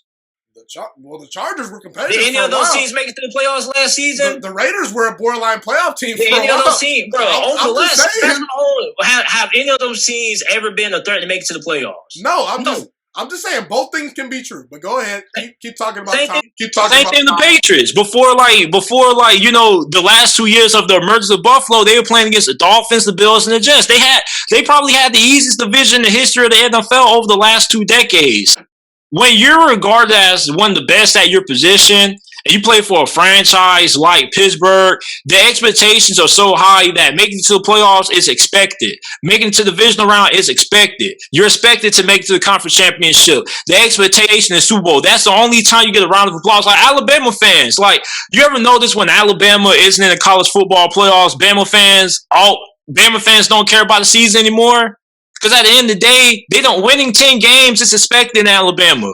At the end of the day, the expectation is, championship or bust. That's the only thing that'll keep Alabama fans happy. Get what I'm saying? Meanwhile, you got a team like the Jacksonville Jaguars. Jaguar fans win 6 games, and they're partying. Buffalo won the division for the first time in years. And they went to the AFC Championship game, and Buffalo Bills fans were going crazy. You'll never really see. Still, the nation will be excited, don't get me wrong, but that's expected. You see different expectations. It's like Jordan. You get what I'm saying? Like, Jordans are the number 1 shoe brand. You get what I'm saying? The level of expectations for Jordans when they drop is to sell out every single Jordan sneaker. Now, you should never go back. It's just like a lot of people just look at the franchise and how we view Mike Tomlin, how people perceive you, or the expectation that people have for you, how people consider you in the eyes amongst other people, or the expectations. You get what I'm saying? Like, for example, somebody may think about you very highly, so they have higher expectations for you. Now, what is Mike Tomlin's best quality in your opinion, and what makes him a great coach? Because we talk about why he's great. I've explained why I believe he's great, because I believe he's a player's head coach. He's not like necessarily like an offensive guru or a defensive guru. No, he's a defensive guru. But he's a defensive guru. Well, maybe not on the level of a Belichick, but I mean, no, he is on the level of Belichick. I don't know. Mike Tomlin, bro, you gotta remember, Mike Tomlin has had a top 10 defense for because the players on the roster. You said what? Because the players on the roster, yeah.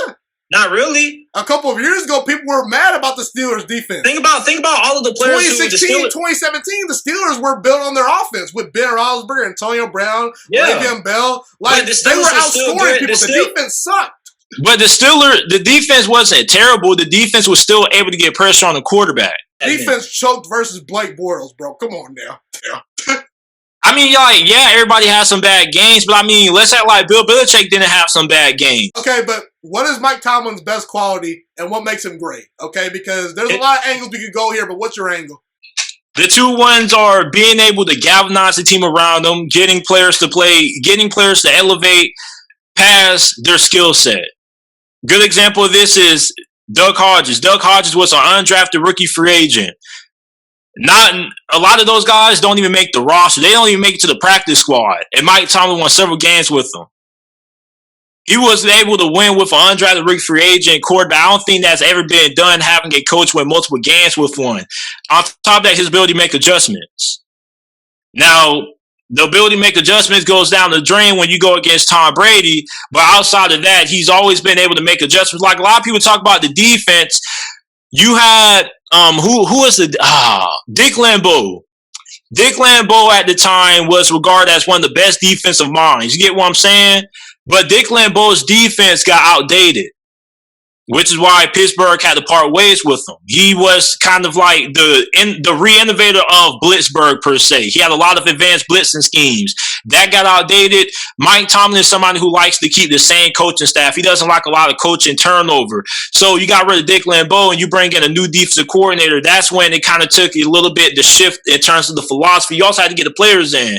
But Mike Tomlin is exceptionally good when it comes to developing his defensive linemen, his pass rushers, Cam Hayward. Bud Dupree was damn near a bust. A lot of people don't remember that, but Bud Dupree was almost a bust. And then he broke out a couple years ago.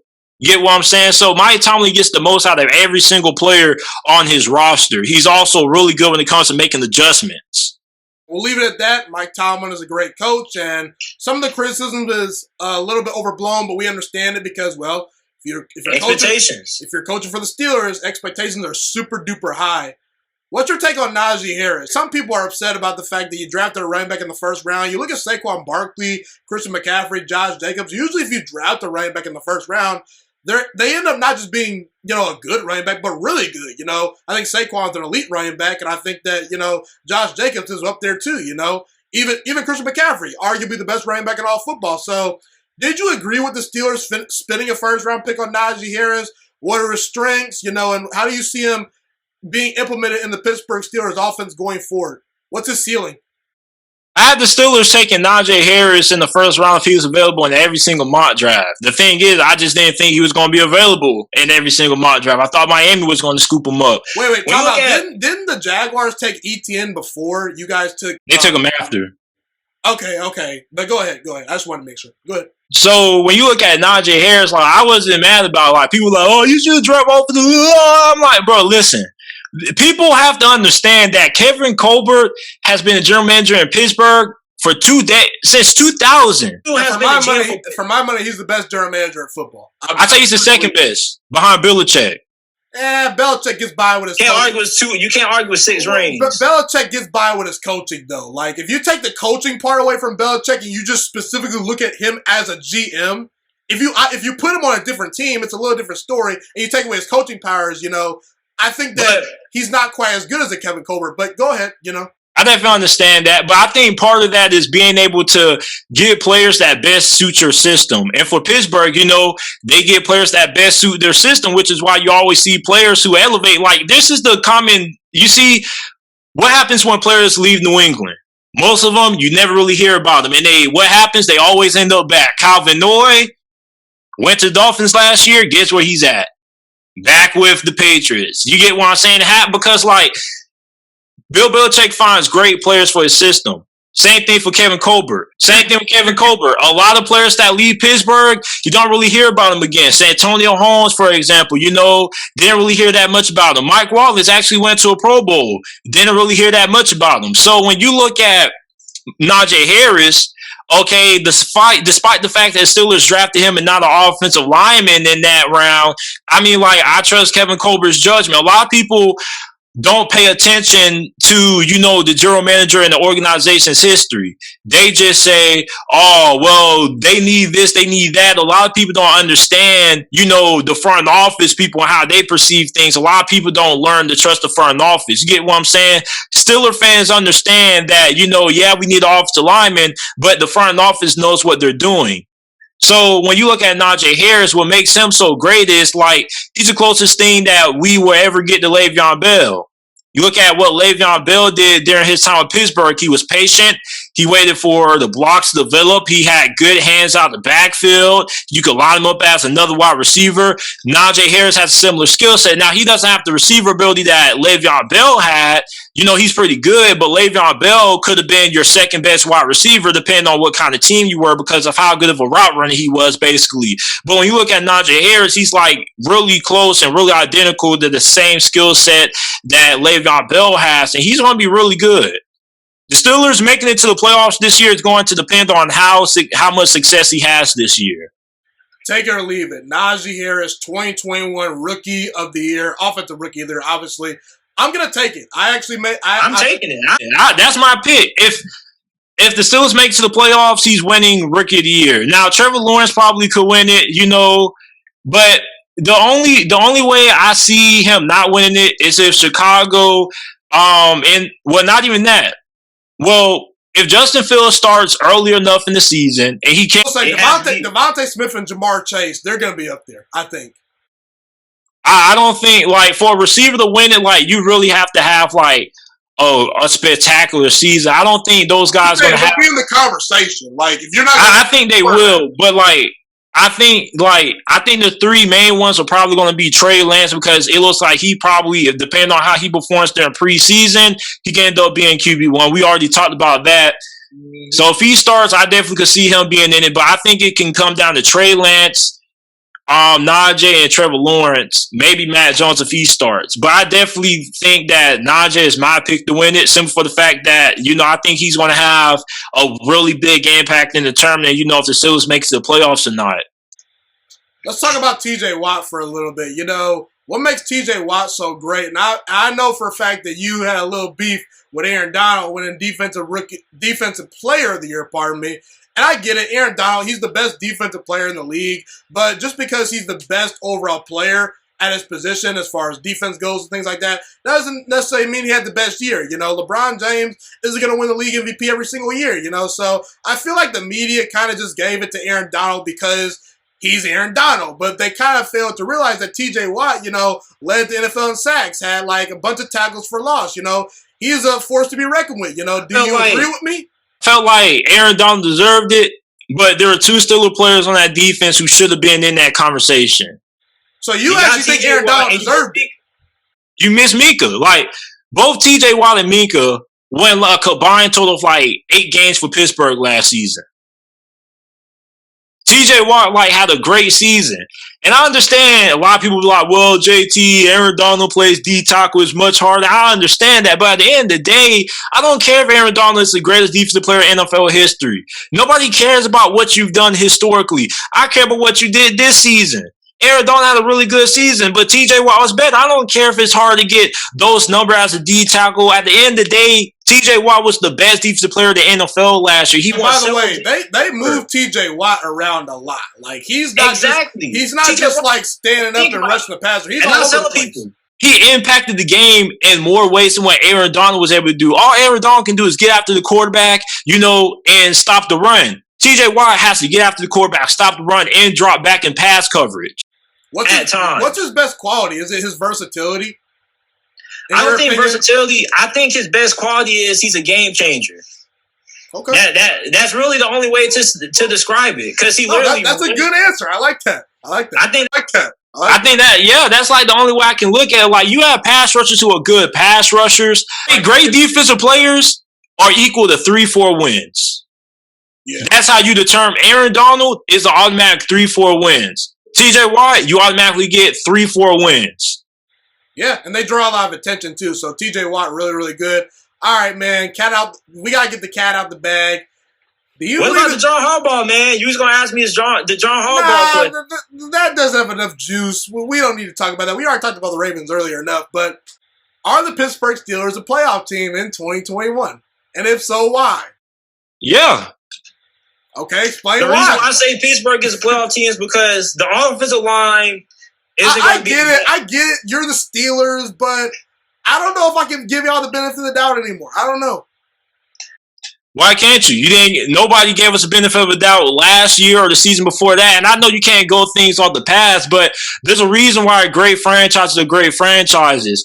Pittsburgh hasn't fallen off. Like, you call us the McDonald's of the NFL, and I'm not upset with that. I definitely understand where you're coming from. But at the end of the day, this is still a team that has a formula that is replicated everywhere, and you don't go 14 years without having to lose a season without doing something right. That's just not going to end this year. And Mike Tomlin has done better with way worse. This isn't the worst team Pittsburgh has ever put on the field. As a matter of fact, it's one of the most talented if you are able to look past the offensive line. You look at wide receiver. You had a young wide receiver core last year. Deontay Johnson and Eric Ebron were both top in the NFL in drops. Now he's going to come back better. He could have a breakout season. You have Chase Claypool. You have Juju back in the slot. Really good season last year despite the TikTok antics. Okay, you got Big Ben coming back. Big Ben could have been comeback player of the year statistically last season. He had a great year. As a matter of fact, last year was the most efficient season he ever had in his career. 33 touchdowns, 10 interceptions. Completing over 6% of his passes. He was pretty good last season. The play calling is what held him back. You got the run game. Now you got a legitimate running back there. You got Najee Harris. You have a really talented defense. You got Devin Bush coming back. Remember, Robert Spillane was a backup, and he played really good. He won the game against Tennessee when he stopped Derrick Henry on the goal line. He was the one who made that play. You got Minka. You got Terrell Edmonds, who gets a lot of criticism. He's in the contract year. He's not a bad player. Was he worth the first round pick? Nah, but he's somewhat lived up to it. Like, if they had a redraft, you still could say I would draft him in the first round because he's been solid. Not all pro or anything like that, but he's been solid. He's gotten better every single year. Second cornerback position, like, it's a huge question mark. Not because of talent. Because there's a lot of talent, it's just the fact that we don't know who's going to be starting there. But it looks like it's going to be James Pierre, who, by the way, was an undrafted rookie free agent last season. I find it funny how the Steelers get the most out of undrafted rookie free agents. Darren Henderson, undrafted. A lot of players undrafted. So when you look at Pittsburgh, outside the offensive line, this is a complete team. There's really no issues of concern. Now the offensive line isn't going to be bad because you got to trust the coaching staff for Pittsburgh. Oh boy! And you got to think.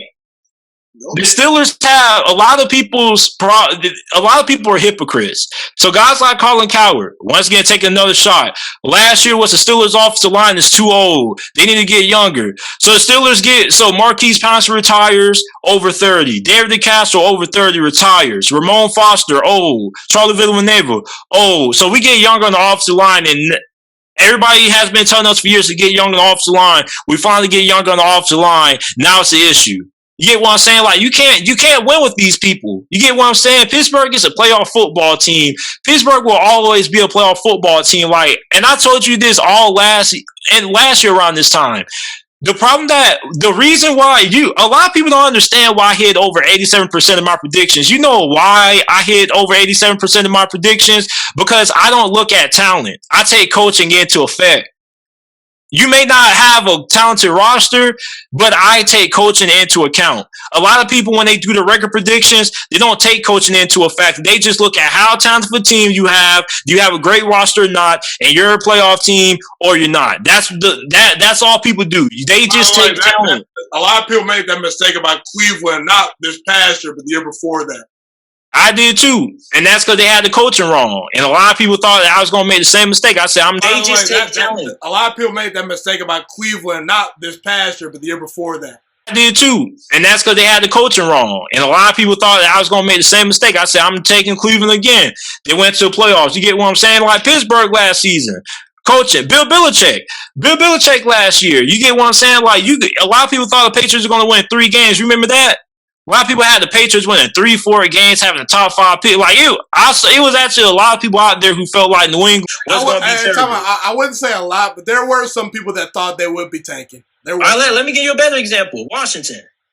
Yeah, I was high on Washington. I have Washington as a playoff team because of talent. As a matter of fact, they had one of the worst rosters in the NFL outside the defense. The reason why was because me and you both had them at 7-9.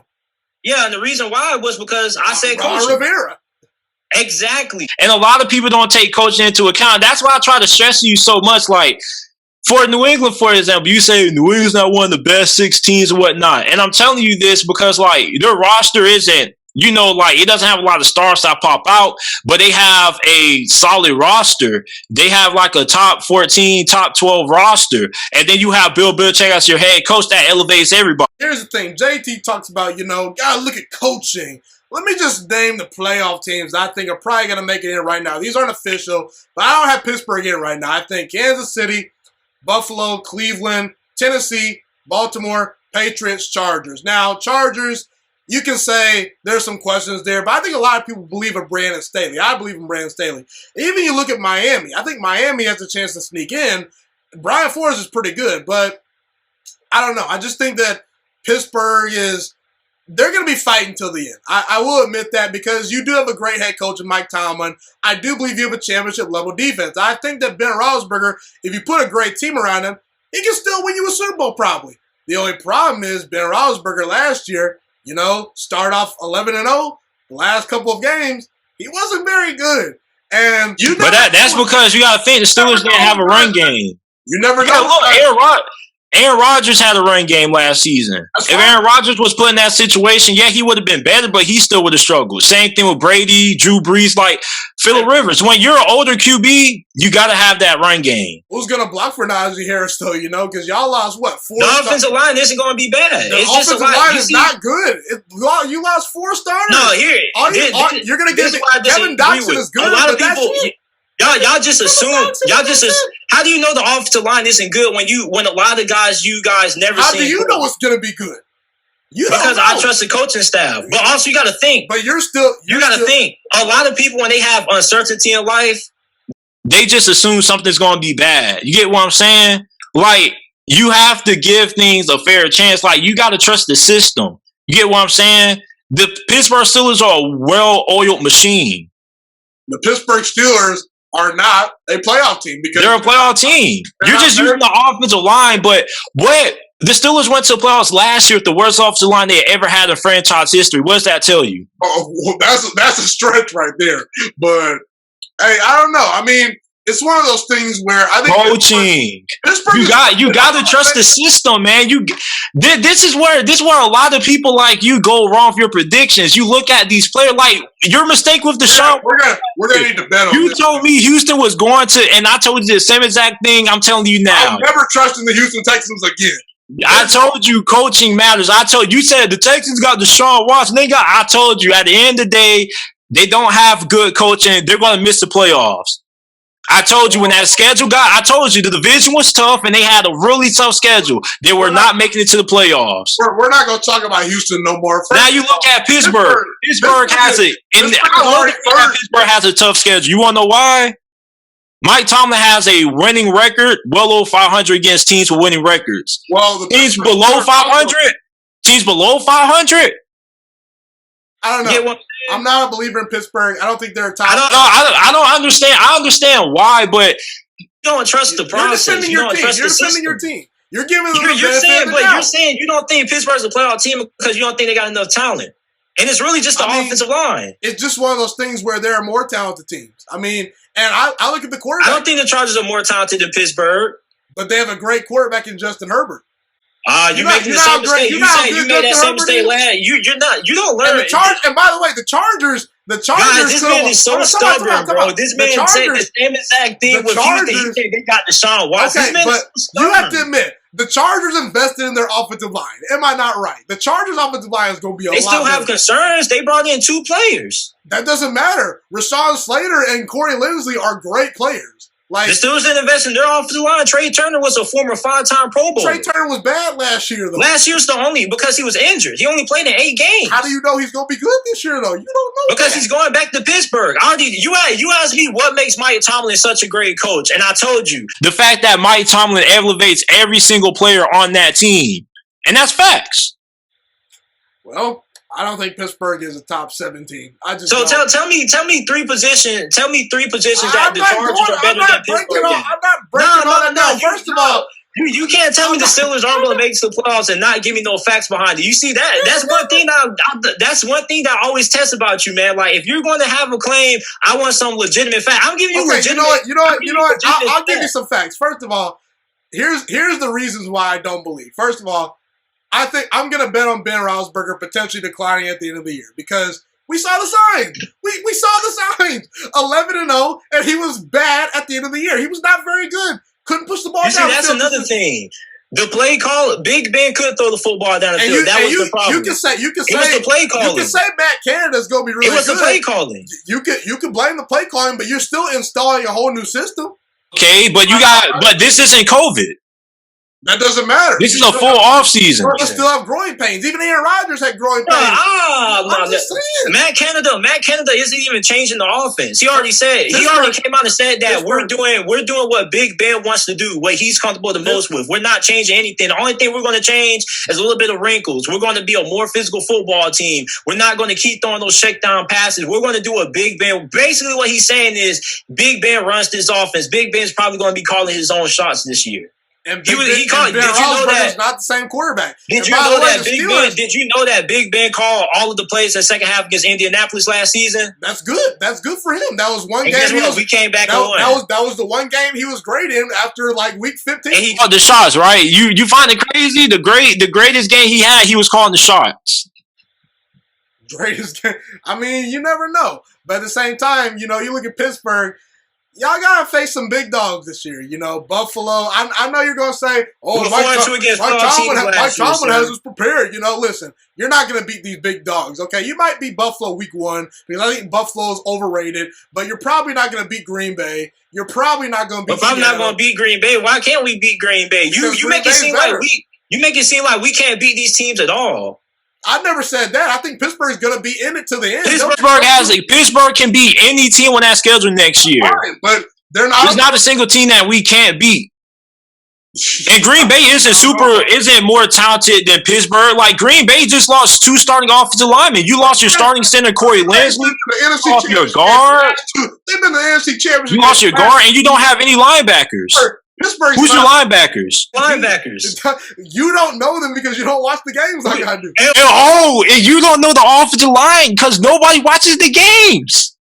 My whole point. These are new stars, though. That's the problem with people in the media. You guys are hypocrites. You're hypocrites. You have the New York Giants going to the playoffs. This is what I don't understand. You went to the playoffs. The Giants have a really good roster. They outside of Daniel Jones. They have a better roster than the Steelers? No, but they're in a weak division. They're in a weak division, though. But your only reason for why Pittsburgh isn't making it to the playoffs is the offensive line. I don't understand. No, it's not. It's because I think what other positions are there? You're still on the Big Ben train? Yeah, you just said and plus there are better teams out there. You just said that. Oh my God, just because Pittsburgh is talented doesn't mean there aren't other talented teams out there. Like, for example, in their division, Cleveland's just better. Baltimore's just better. I can name you 9 teams more talented than the New York Giants. You probably can, but they're in a weak division. And they've improved their roster tremendously. They're not in a weak division. Yes, you got Dallas, who's a playoff team. You got Washington, who's a playoff caliber football team. You know this Dak Bortles crap is overrated, bro. Don't start overrating the Cowboys. Come on. Dallas has a good team. Dallas is led by Mike McCarthy. Very disqualifying. But at the end of the day, their division is still competitive. It's not like you have 2 teams in the AFC North who are Super Bowl caliber football team. Let me tell you something right now. Cincinnati isn't a pushover anymore. They're not. But they're still going to get destroyed by every other team in the AFC North. No, I'm not done. Long. You don't end this segment.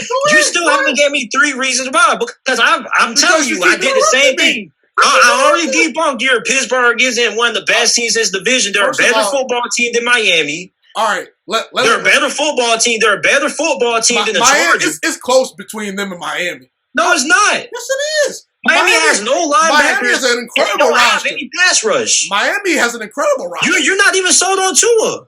I know I'm not sold on Tua, but I'm sold on All the right players around him. All right then. But am I that sold Did you on? just say Tua's better than Big Ben? No. I said, but I'm not all that sold on Ben Roethlisberger anymore because we saw Ben Roethlisberger. But you know what you get out of Big Ben, though. You know Big Ben is good enough to get you to the playoffs. I don't know if Tua's even good enough to win me a close game. He got pulled out in every tough situation last season. I don't have Miami in the playoffs. I'm just saying that the roster is close. Okay, It's not, but Pittsburgh still has a better roster at the end of the day. all right. Okay, then. Okay. What about the Chargers? What about the Chargers? What about the Chargers? They may have a slightly better offensive line and running back, but we have more talent on defense than they do. All right. Let's end this segment by. Oh man, this man. This man, you still like give me other two reasons why the Steelers won't make some.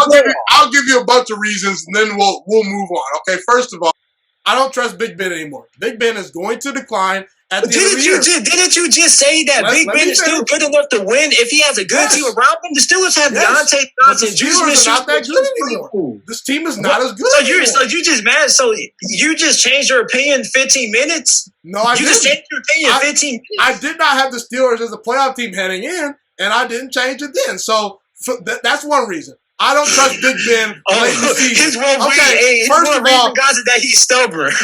First of all, second reason. You just said your one reason that he had Steelers. So this man, bro, y'all hearing this right? This man literally just said my first reason is that I didn't have the Steelers as a playoff team before this, and I don't have them in there. So you're stubborn. That's the first reason. No, I'm not. You just said it. So Big Ben's one reason. Second reason, last year, but you, the Pittsburgh Steelers. Hold on. Didn't you just say that Big Ben was good enough to win against the Steelers to the playoffs if you have a good team around? The Steelers have a good team around them. But not as good as last year. Definitely not. Bro, he has a better team this year than last year. The offensive line was old and banged up. That offensive line is not going to be you're telling me, you're telling me a wide receiver core. So you're telling me a wide receiver core that was top 3 in drops last year isn't an upgrade from a wide receiver core that now everybody's going to know how to catch the ball this year? But what about the offensive line? The offensive line. They had injuries last year. The offensive line last year was injured and old. Exactly. It was a decent offensive line. When healthy, the offensive line was decent. But now it's a whole bunch of new faces. The offensive line is decent.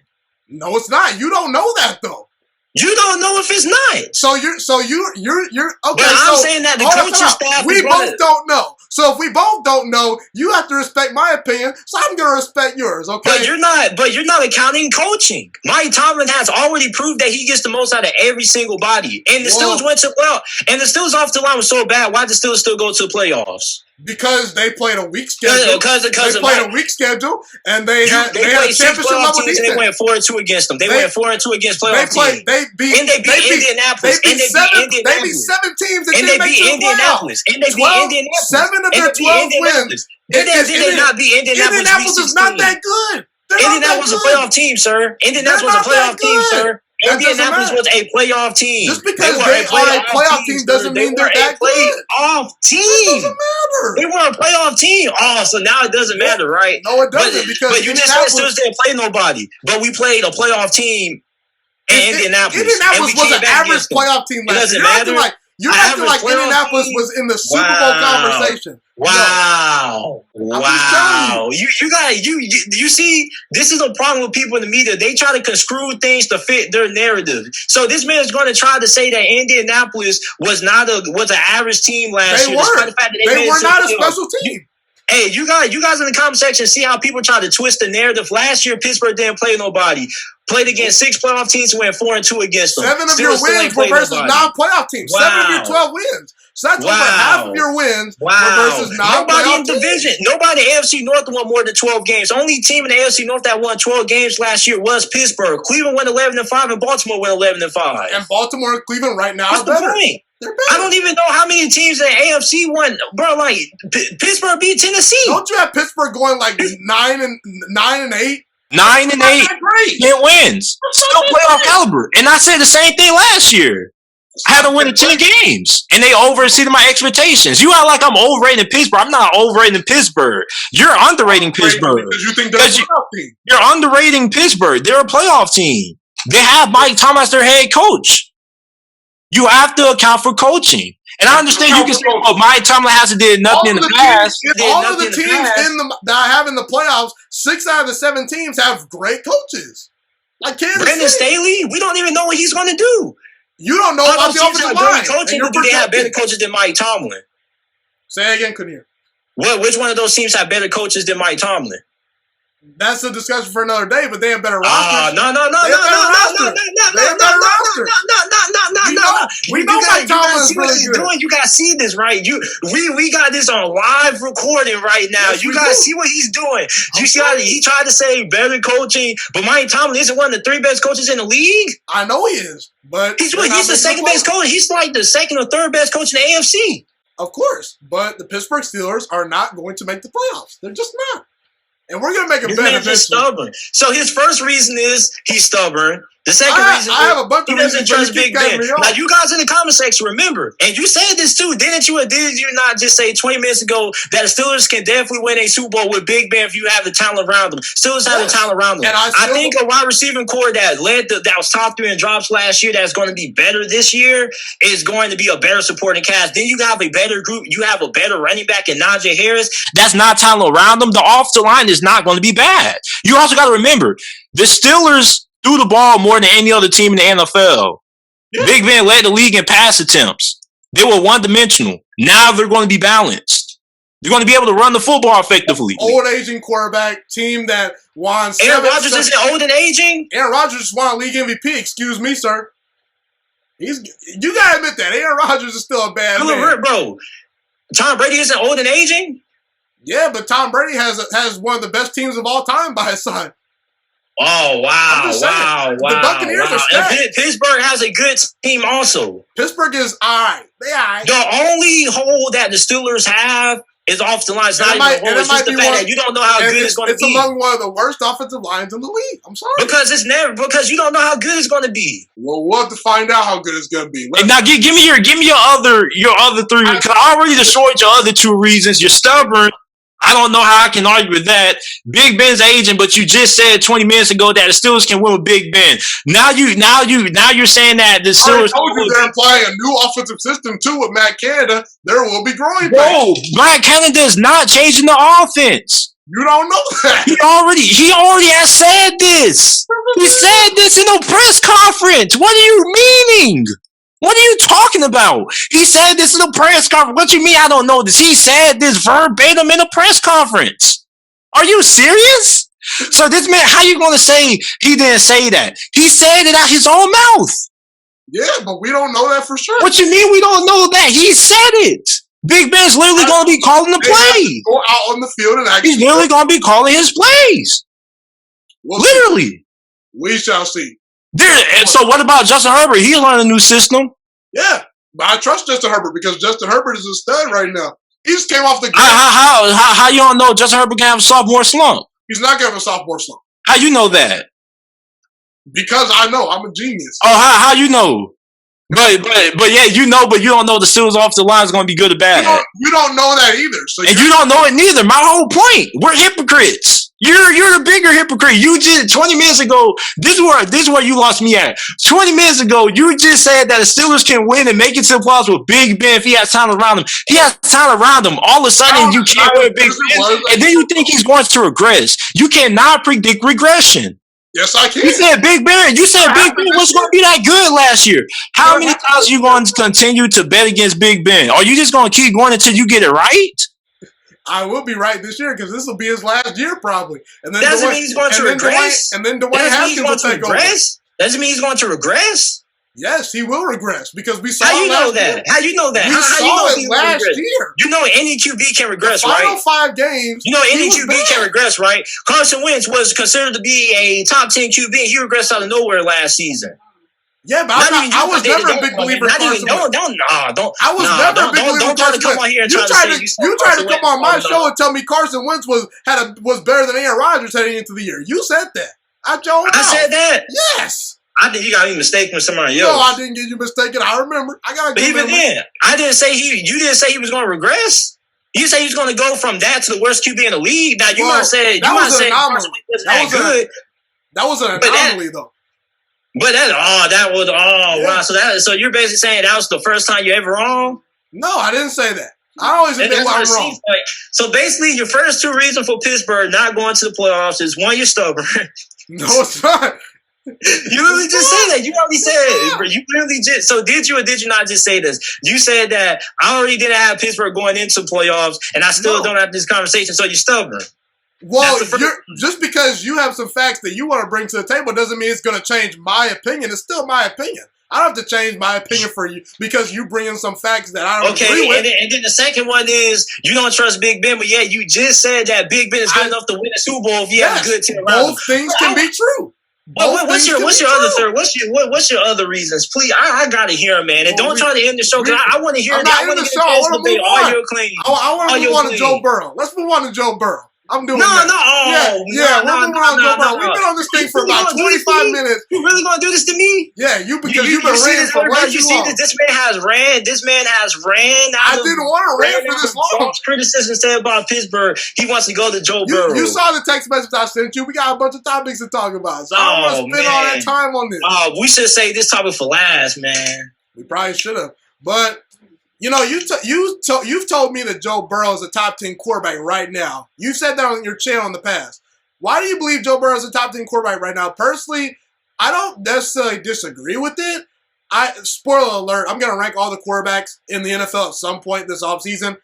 I have Joe Burrow 11th. I have Matthew Stafford ahead of him at number 10 just because of Matthew Stafford's arm talent. He's a little more proven than Joe Burrow. But I can understand why someone would have him in the top 10 because I think he's a special quarterback. But what's your take on that? Have him and Justin Herbert as top 10 QBs because they did more with less. That's really all it is to it. Like, Zach Taylor has a head coach that's not great, was balling out. I mean, carried Cincinnati. Remember that upset they had against Tennessee? Yeah, I do remember that. Joe Burrow was carrying that team on his back. And how I rank QBs, you already know how I do it. I rank players and coaches based on who does more with less. You know that by me. So I don't really care how talented you are. I care with what you do when you have less to work with. That's why I was so high on Carson Wentz because Carson Wentz had way less to work with than any other QB that made it to the playoffs, and he carried them to the playoffs. So I look at Justin Herbert, didn't really have a great coaching staff, obviously by that because they all got fired. Yeah, he had talent at wide receiver, but so did Joe Burrow. Neither one had a great offensive line, and they both performed.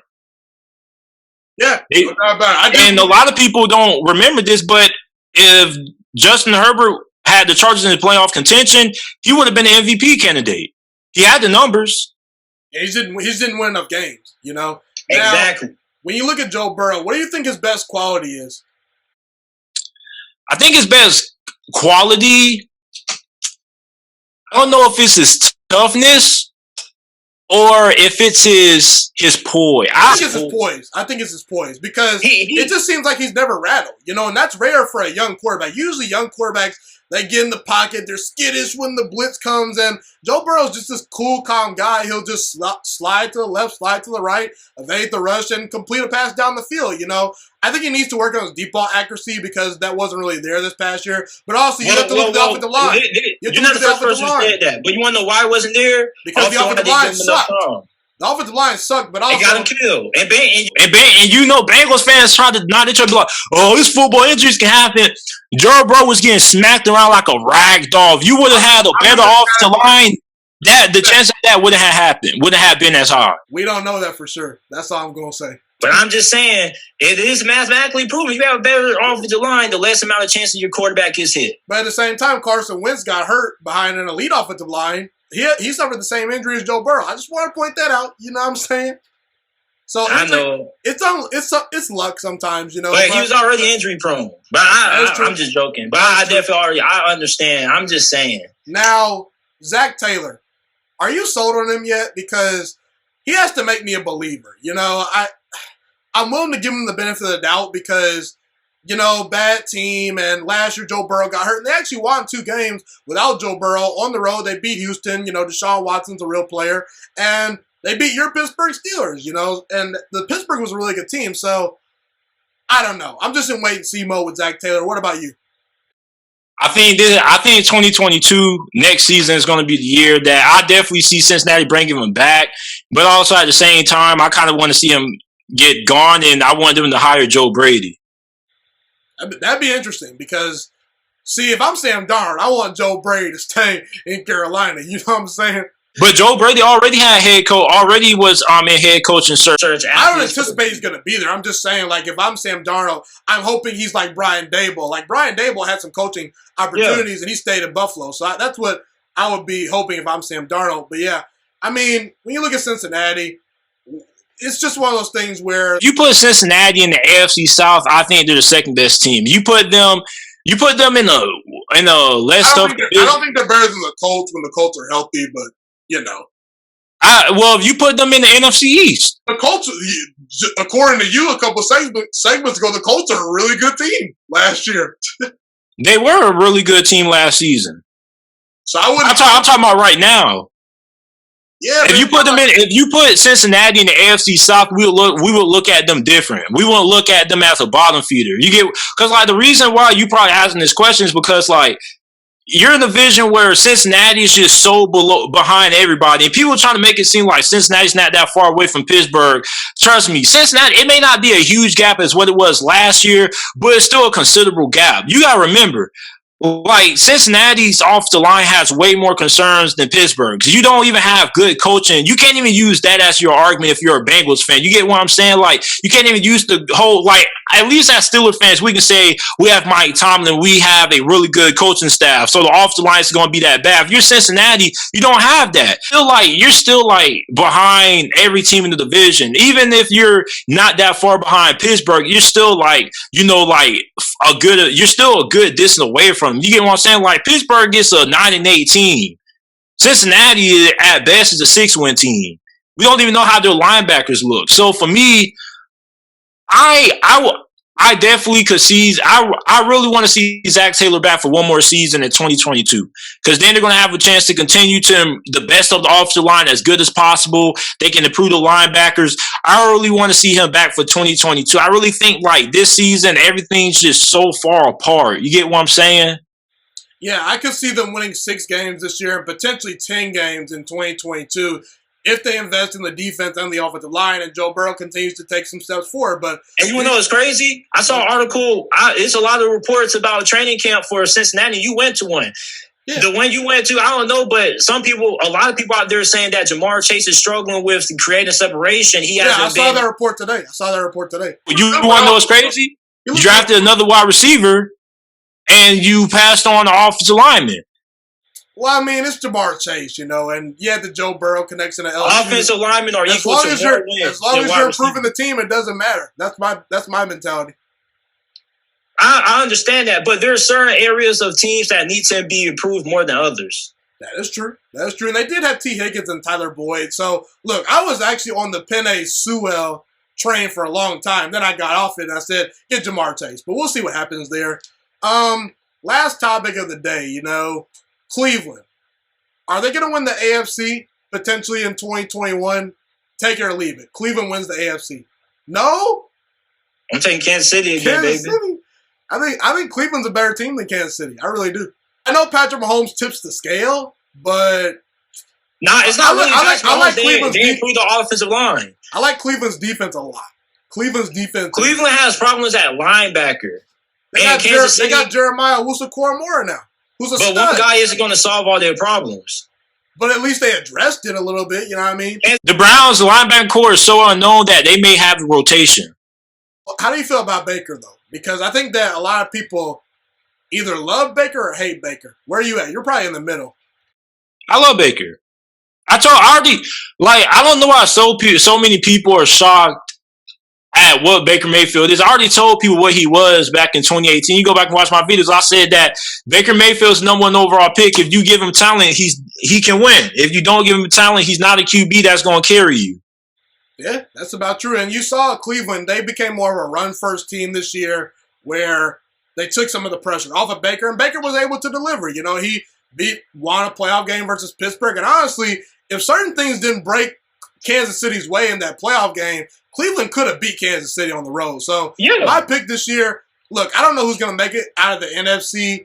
But I think Cleveland's going to make out the AFC. I think their roster is loaded. And really defensively is where I draw the line as the difference between the teams. I know Mahomes. But it's Kansas City's roster. You got to remember, Kansas City lost that Super Bowl, and now they have assembled one of the best offensive lines in the league. Yeah, but even when their offensive line was healthy, it wasn't all that bad. Like, the problem with Kansas City was they had the injuries. Like, but now it's going to be super dominant. I know that. But at the same time, you look at the defense. But they have concerns at corner, and Pittsburgh and Cleveland has concerns at linebacker. But I think Cleveland. But you got to remember, Kansas City had a better defense than Cleveland last season. They had the top. Kansas City has had a top 10 defense the last 2 years. That's because Cleveland's back end of the secondary wasn't very good, and they went out and addressed it. Like they went. But Kansas City's defense is still good. Like they still have. They didn't look good in that Super Bowl. I'll tell you that. But I mean, like when the offense isn't able to sustain drives, of course you're going to get gas and stuff like that. But I mean, Kansas City's defense was a top 10. It has been a top 10 defense for over the last 2 years. It's been top 10, but. And on top of that, they're moving Chris Jones to like DN. Yeah, he actually. Somebody told me that like he lost weight, so that's going to be scary. So like, I think Kansas City's defense is still going to be like around that top 10 range. I think Cleveland's has a chance to be top 5. It's really good. It definitely does, but like the linebacker Miles position, Garrett and Jadeveon Clowney, and then they got a bunch of. Jadeveon Clowney didn't do anything last season before. Jadeveon Clowney hasn't did anything his last 2 seasons. But next to Miles Garrett, he will do something. Trust me. I mean, he will, but at the end of the day, though, like, my thing is, like, I'm not saying Cleveland doesn't have a chance. I'm just saying, like, I choose Kansas City more. Because you're conservative, like you said earlier. Like, this how I look at it. You don't want to take the risk. You know how I look at this discussion? Remember when everybody used to be like, well, Pittsburgh has a more talented team than New England? And we saw what happened. We saw what happened in that AFC Championship game. We saw it happen every time Pittsburgh played New England. Andy Reid is good, but he's not Belichick. And Mahomes is great, but he's not quite Tom Brady, as we saw in 2 playoff games. This how I look at it. Tom Brady's the only reason why Patrick Mahomes doesn't potentially have more Super Bowls. And even then, everybody's talking about Cleveland. What about Baltimore? Baltimore's really good, but I think. What about Pittsburgh? If you look at Cleveland, the Pittsburgh Steelers again. But if you look at Cleveland, if they have to play Pittsburgh or Baltimore in the playoffs, that's a game you don't want to play. It doesn't matter because listen, they beat those teams though. How you know? Though the last teams that you never want to play in the playoffs. But this is why talent doesn't matter in these kind of games. Let me tell you why talent. Well, let me tell you why talent doesn't matter when it comes to divisional games. You play that same team twice. That team knows you better than any other team. We didn't just bring up the talent. We brought up the coaching staff. And Kevin Stefanski is a great coach. Even versus Pittsburgh, he wasn't there. But so are John Harbaugh and Mike Tomlin. Yeah, but they don't got the roster. If you're a Packers fan, do you really want to play the team that you already faced twice for a third time? Probably not. You know what happened when Tampa Bay played New Orleans last season for a third time? Well, Tampa Bay is just better. Like nobody wants to play. Nobody wants to play. We're gonna choke, bro. We knew that. Like you don't really see a divisional team. You don't really see a team that plays a team in the division just mop the floor with them 3 times in a row. You get what I'm saying? Like it's really hard to beat your divisional opponent when you face them 3 times a year because they know you better than anything else. They know your game plan. They know your strategy. They know your tendencies a little bit more. That is true. But since you didn't pick Cleveland to win the AFC this year, next 5 years, take it or leave it. Will Cleveland win a Super Bowl? I hate making these guarantees, man. I'm gonna say yeah. And if not the next 5, at least the next decade, they will win at least 1 Super Bowl. I will say if they don't win a Super Bowl, it's not going to be because of the organization, because they put talent on that field. It's going to be because the players underperform. That's just my opinion. Not really. It's going to be because of Kansas City. Oh, yeah, that might be true. I'm trying to tell you, this is the story that we have with Pittsburgh trying to get over the hump with New England. I really think that Kansas City, but here's the thing, though. If you're Kansas City, I wouldn't want to face the Chargers in the playoffs. Huh? What? They can beat the Chargers. You do not want to face your divisional opponent. You do not want to face your divisional rival in the playoffs because that's where the majority of the upsets happen. I trust them versus the Chargers. Trust me. The Chargers got to earn my respect in the playoffs. They got to earn my respect. But I definitely look at them like, and they didn't even make it to the AFC Championship game. They lost to Buffalo. No, they lost to Kansas City. They lost to Kansas City. But a lot of people are still sleeping on Buffalo. Like, I think the AFC is a little bit more crowded than what. Didn't you pick New England though to win the division? Yeah, but that doesn't mean I don't think Buffalo can't win it. What are you talking about Buffalo for? The last 2 years, Kansas City is. But like Buffalo is still. I think I'm just really high on New England. Also, I think New England's in that conversation. First of all, Josh, I think that the AFC is a little bit more closer than what a lot of people think. Like, you look at Cleveland, you look at Kansas City. I don't think they're that far away from Baltimore. As a matter of fact, what Baltimore has a stacked roster. Of course, yes. Only question we really have about Baltimore is their offensive line.